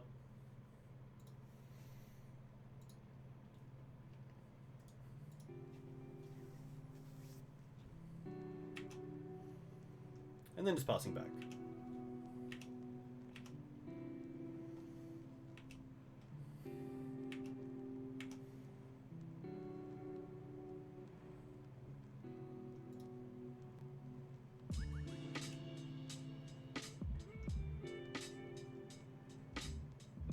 Interesting, that's fine.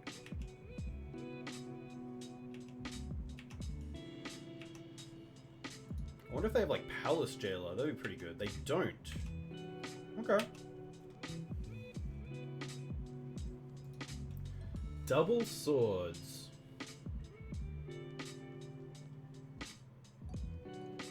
I think we go just Savannah. Play second Knight, and then hold up both Caracas and Swords to Plowshares. I think that's pretty good.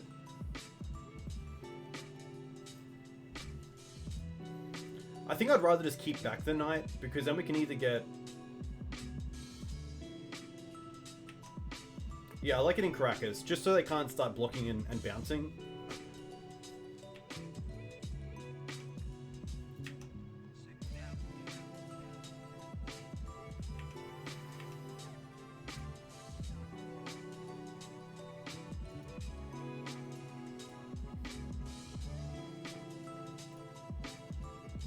Pretty happy to use this now.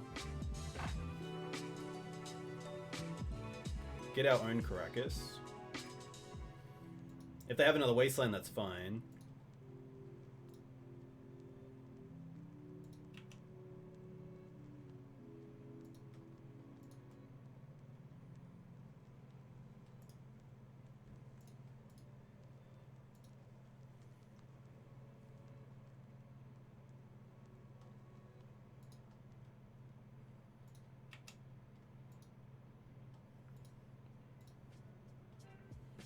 Now we can Swords this for 1 mana. And now we have the line next turn of Wasteland and Cradle, and then attack with Jide. which is pretty nice. And they're just going to concede, so...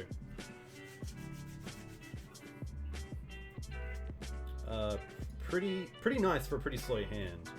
We'll take out Gaddock, Thalia, Thalia, bring in Path, bring in Council's Judgment, and bring in Collective.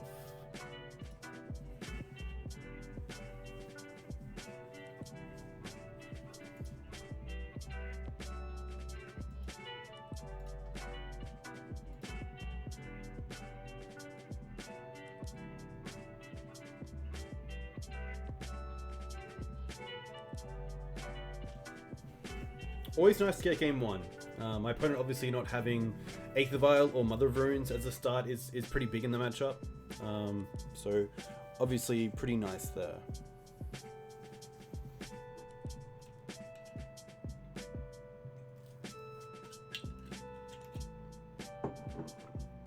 Oof.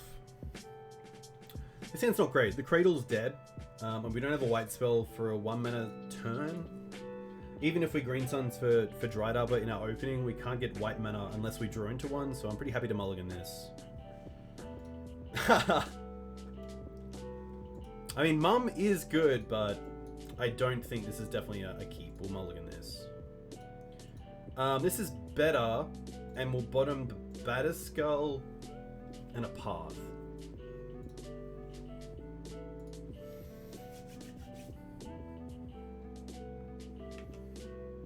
Sylvan Library pretty great in this matchup.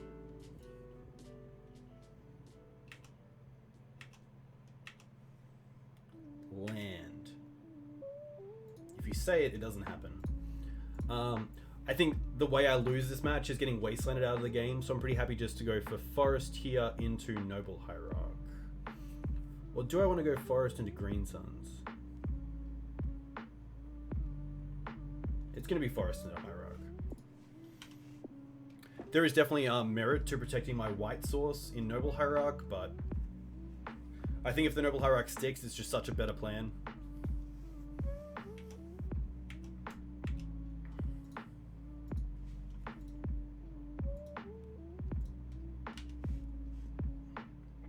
There's also the thought that if they keep in Thalia...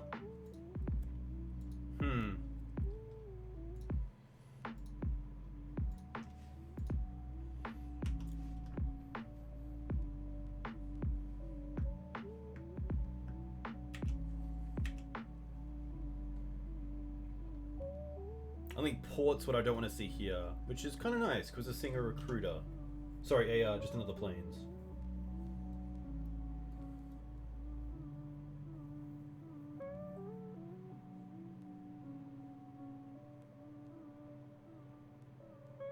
Mirren's pretty strong.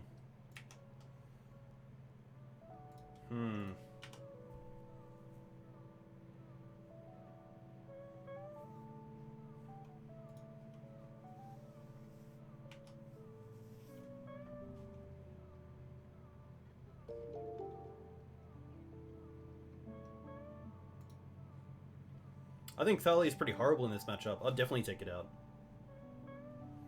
Especially seeing we have mana acceleration through creatures. And also just Caracas plays pretty blindly to it. Our creatures are just bigger as well.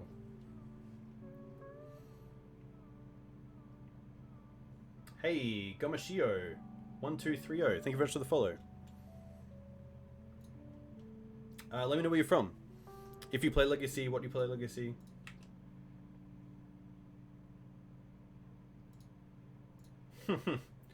Okay.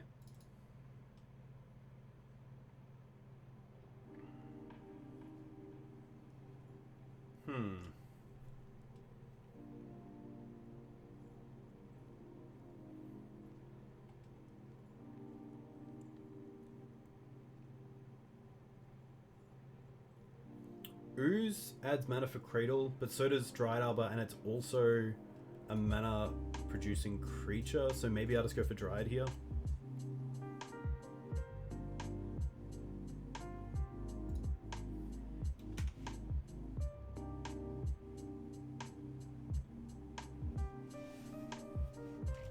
Yeah, Mum's gonna be pretty hard, especially because we don't have something like Plague Engineer or Zealous Persecution.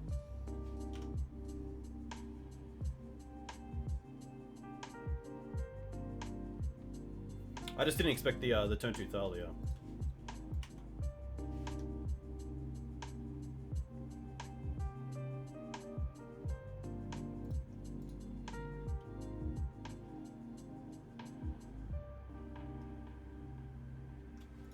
Wisp is pretty nice. We actually don't have a comeback from here.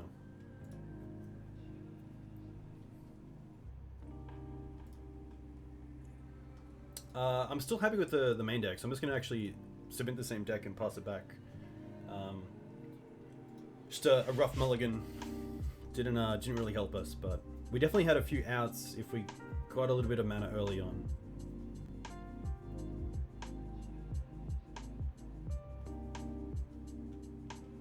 Love to play first. And the sand's pretty nice. We're going to keep this.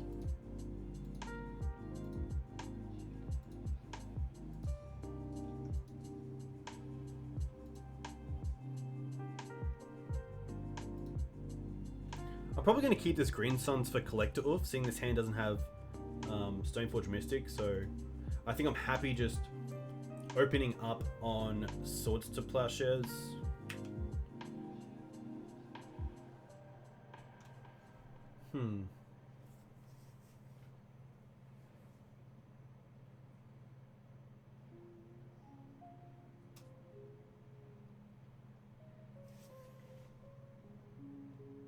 Yeah.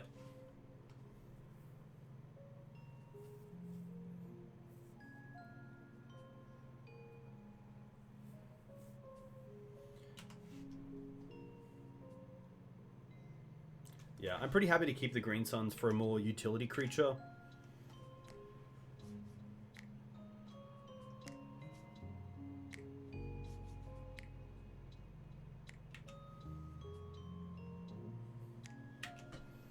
Nice. Okay.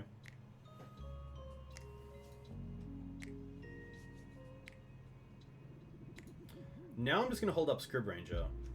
I could also just play Noble Hierarch and hold up Swords to Plowshares, but I think Scrib Ranger is actually pretty nice here.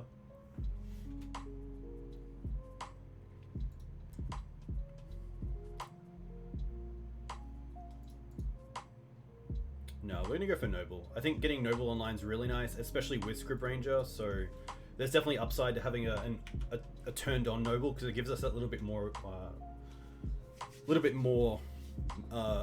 mana to work with.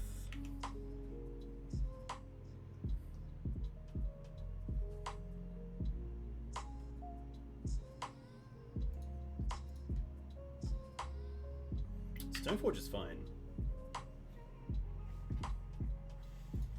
We have a pretty great turn here of just going Wasteland Swords. If they get Batterskull, they get Batterskull, okay.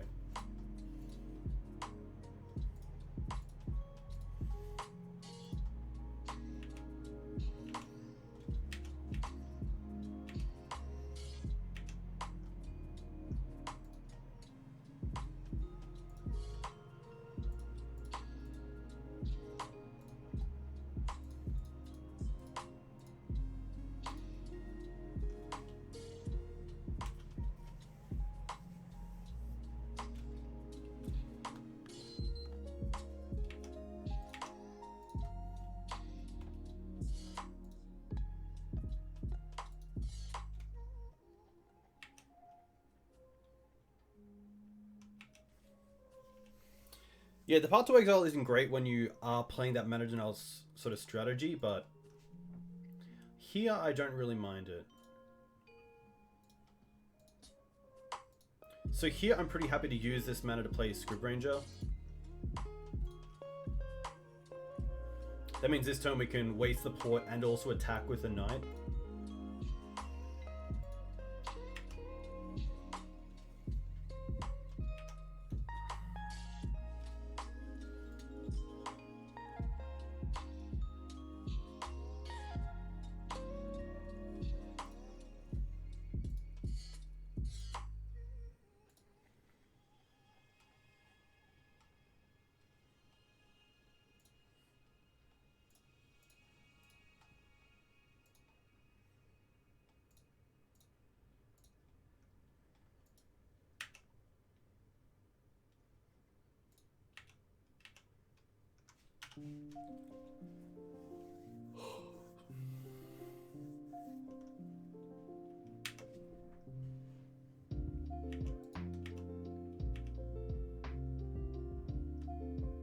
The one rough thing about a planes over a Jide, okay, that's fine. A planes over a Savannah means it can't actually interact with Scrib Ranger, but pretty happy for that right now. Stoneforge, interesting. So I can actually attack my own Jide this turn, which I definitely don't mind. Stoneforge Mystic.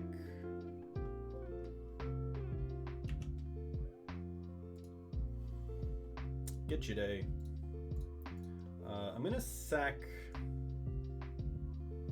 The forest plays better with Scrib Ranger, but the plains means the noble's my only white source, but I think I'm happy with that. Especially because the Jide is going to act like a removal spell here.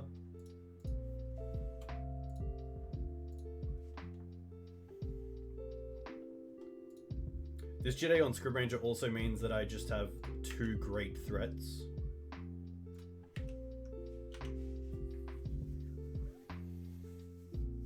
Yeah, Cradle and Jid are really nice. It's definitely a sort of budget restriction to not play Cradle and Maverick if you're starting out, but you can definitely see like plays like that are just so good. Hey, Tarmogoyf, is that if Tarmogoyf and Wormcoil had a child? Thank you very much for the follow. Let me know where you're from. If you play Legacy, what you play in Legacy. Ooh, Revoker, that's fine.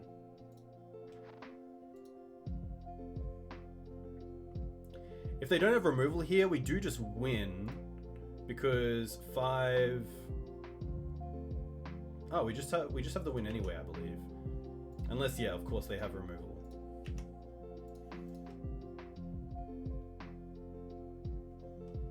Can also just get Qasali Primage with Green Suns and hold the path in hand.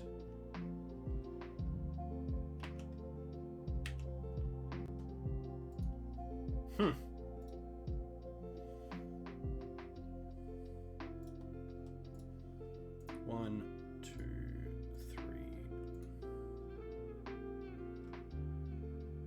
Qasali. Use the last one to second hit.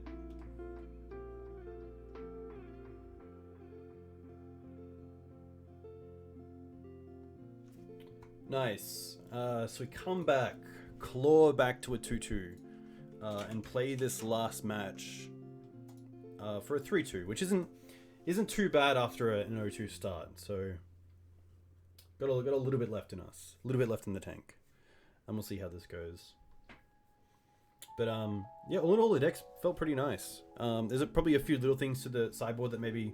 I think Julian definitely built this deck to metagame against the people he knew he was playing in the Legacy Premier League, but even saying that, it's a pretty fun deck to play. Whew.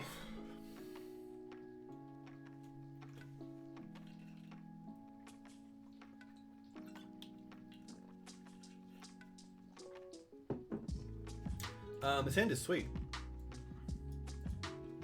I don't think there's like a better hand. Maybe like the Qasali being another reliquary, but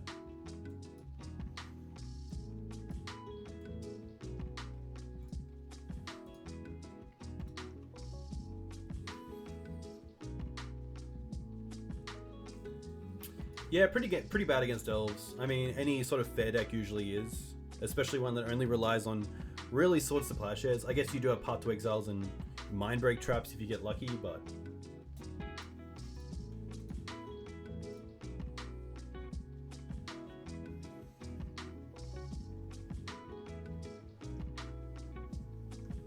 hey, Knight Rider 79, very cool to hear.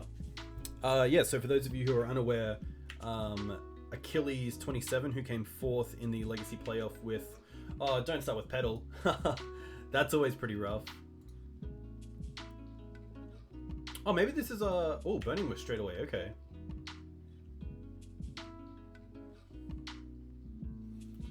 Yeah, Achilles did a, oh, Echoes. I guess they just have LED. I wonder if I actually just concede to this, so they don't see what deck I'm on.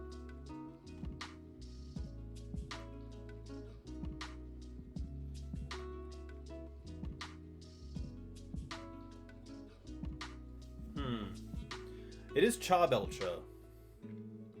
Interesting.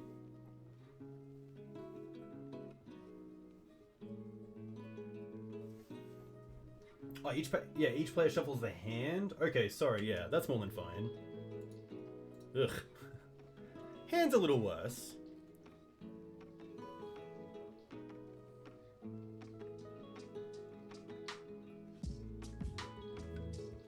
I mean, they could have just drawn into a bunch of mana, to be fair.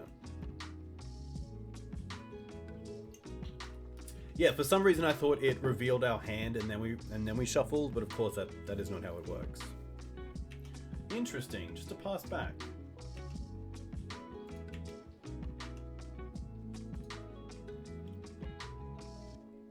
Savannah Noble Hierarch.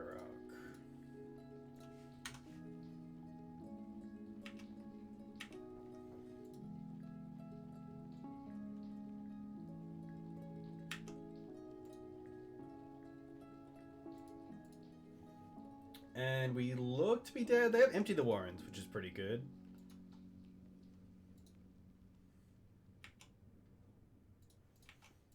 Which we can beat, but it's pretty tough. Need to draw Stoneforge ASAP.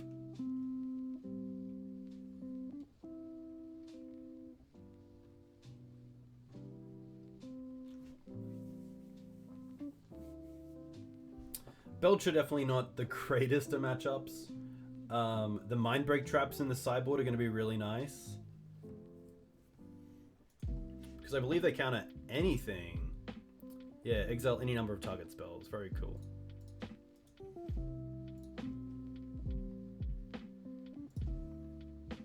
Alright, so we know about Manamorphose, we know about the Tiger, we know about the Desperate Ritual.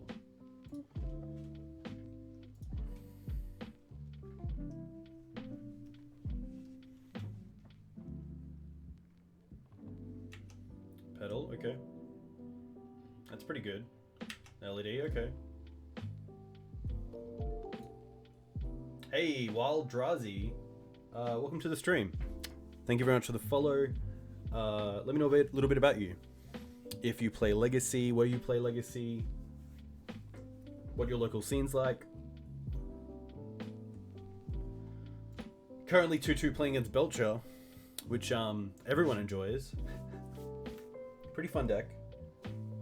Pretty fun deck. Burning Wish, okay. Go for it.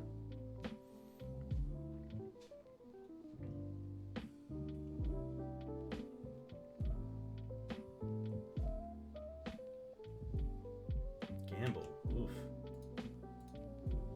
What are they gambling for?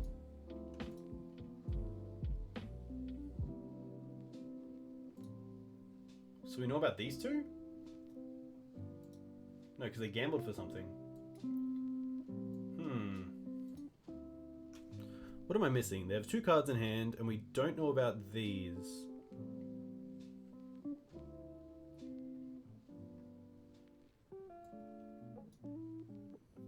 I'm not sure what I'm missing. Jack, what am I missing? Well, here's another Echoes. That's fine. Thalia back in. Nice.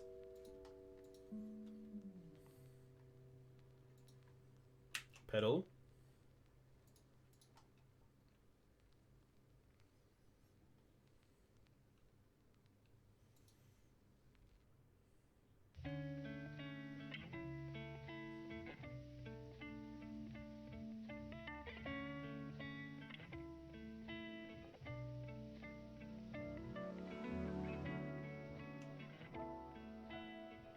Empty is an auto win. I think it's just too high, even for Batterskull. I wonder if there's a world where like Batterskull, Cradle, and Jide are enough.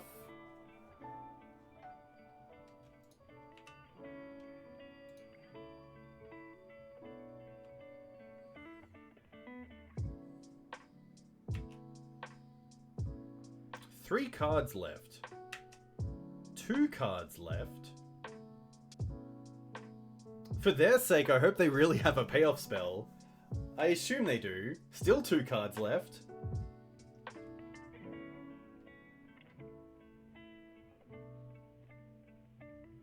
Charbelcher? Charbelcher pass? Ooh, okay. We can draw into Kusali Pride Mage. We can Wasteland them. We can Wasteland them and play Thalia. We can Wasteland and Thalia to gain a turn, I believe. Unless they draw like LED. Pass back. What do you draw? What do you draw? Oh, Chrome Mox. Does that tap? Okay, they can still tap that. Okay. Alright, we get one more turn. Hiya! Windswept Heath, rough. Hey, you're from Rio Grande, Brazil. Local scene, around 50 to 60 players in your state playing every month in a league. That is very cool. That is very sweet. I think we just lose here, right? We can't even Swords our own guy. Yeah. I mean, we might as well attack. I'm gonna draw a card first. See what we draw.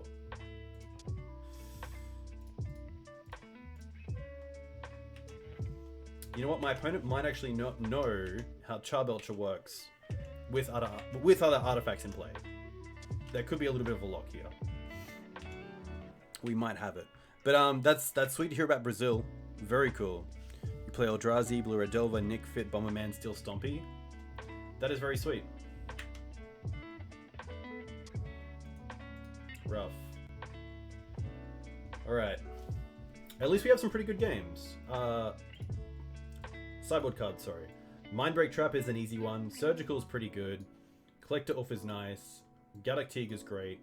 Tormod's Corrupt is interesting. I guess it's pretty good, so they can't shuffle. I don't think that's worth it. Maybe Tormod's Crypt isn't worth it. Definitely take out Swords. Definitely take out probably the Mirrors. Council's Judgment's interesting.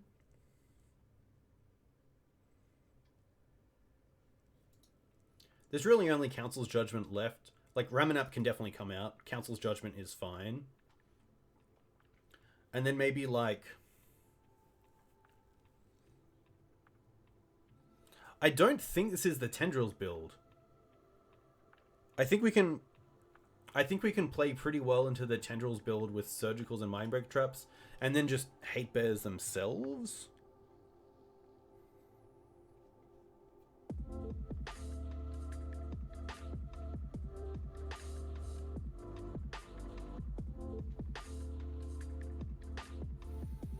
I think I'm happy going back with this and just seeing how it goes. Yeah, Stoneforge is pretty nice because if they try to go for like a little Empty the Warrens, you have the out of Stoneforge into Batterskull. I believe it's 14 goblins you can beat, which is pretty good. And then also just having access to like sort of Fire and Ice to get through maybe like one big night.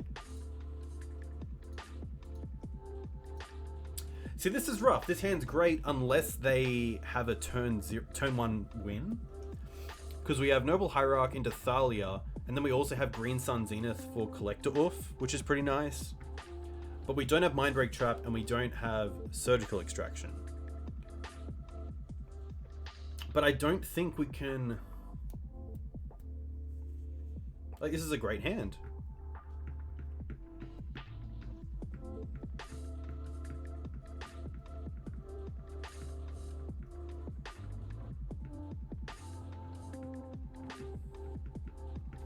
I do think it's worthwhile maybe mulliganing once because of Mindbreak Trap just being so good.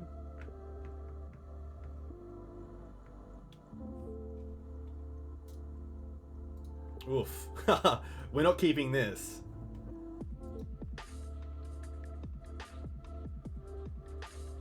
I think the first hand was fine, but I think it was just a little bit too fair.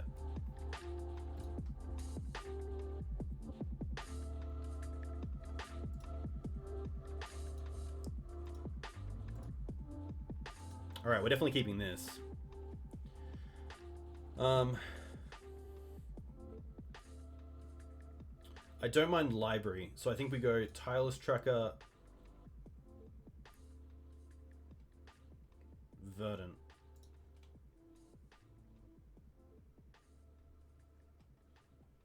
Canopy. Which is definitely just a worse version of the first hand. But, you know, we can draw into Echoes if our opponent goes for the... Sorry, Mind Break Trap. If our opponent goes for the Echoes turn. So it's not over. A little bit too fair is kind of the motto for Maverick. It literally is. Like, on my site, I literally have Legacy's Fairest Archetype. Classic. The worst thing here is as well, we have less cards in hand, so we actually have a lesser chance to just be able to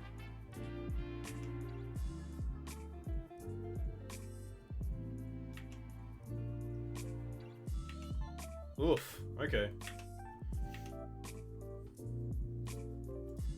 Canopy's a nice draw. Thalia attack for 1. Hey, Ari, welcome to the stream. We're currently in game 5 against Charbelcher.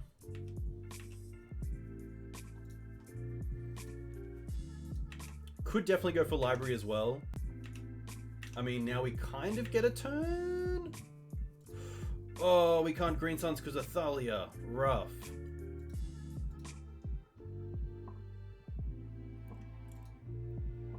Is there any way to kill Thalia? I don't think there is. Rough. We can definitely play the library, which is nice, but we need our opponent to fade some way. I don't think there are any cards our opponent can fade on. Unless it's like double, like Burning Wish and Empties in hand.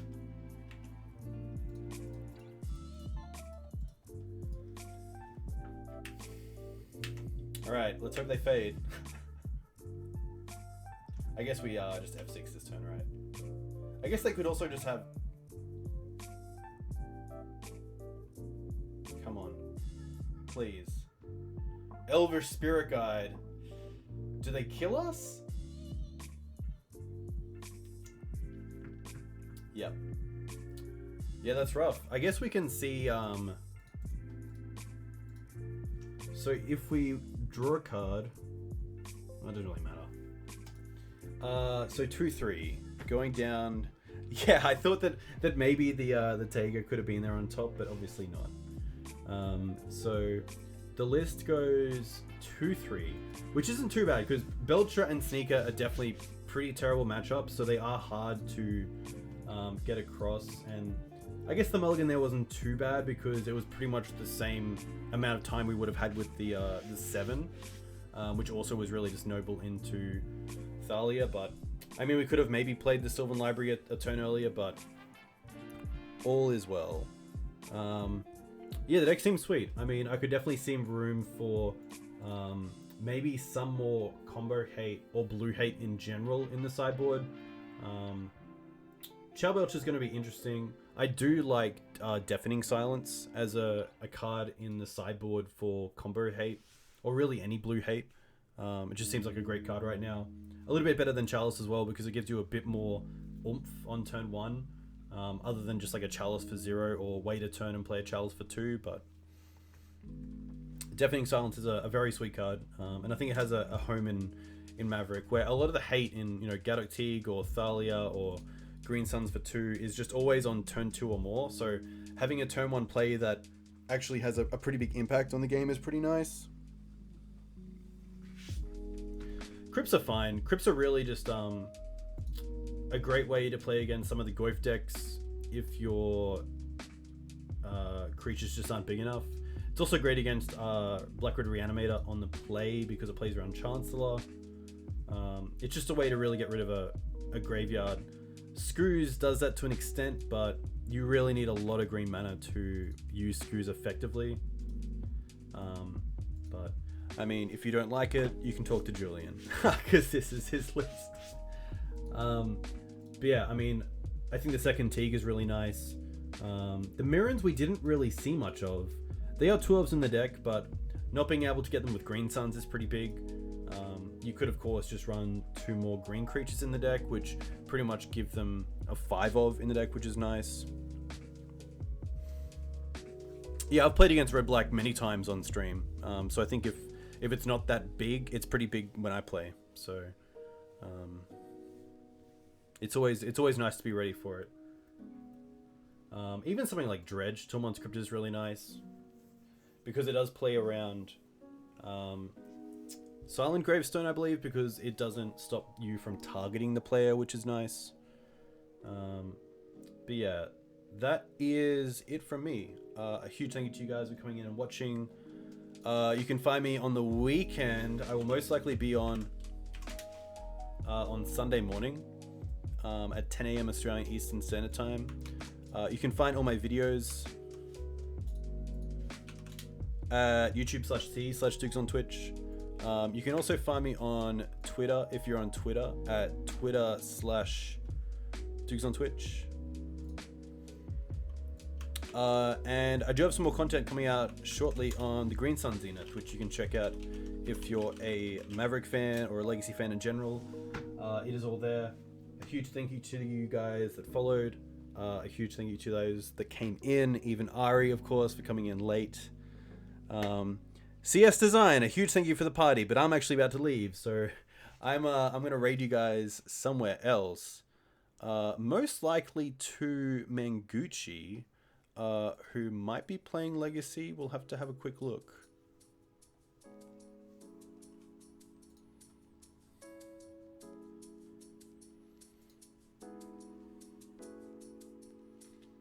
Actually, the Oracle is pretty cool. I'm gonna send you guys over to the Oracle. But yeah, again, huge thank you for coming in. Sadly, we didn't get the result that we wanted, but you know, it's always fun playing Maverick. We'll be back on Sunday. Thank you, stay well, enjoy your week ahead, and we'll speak to you soon. Cheers.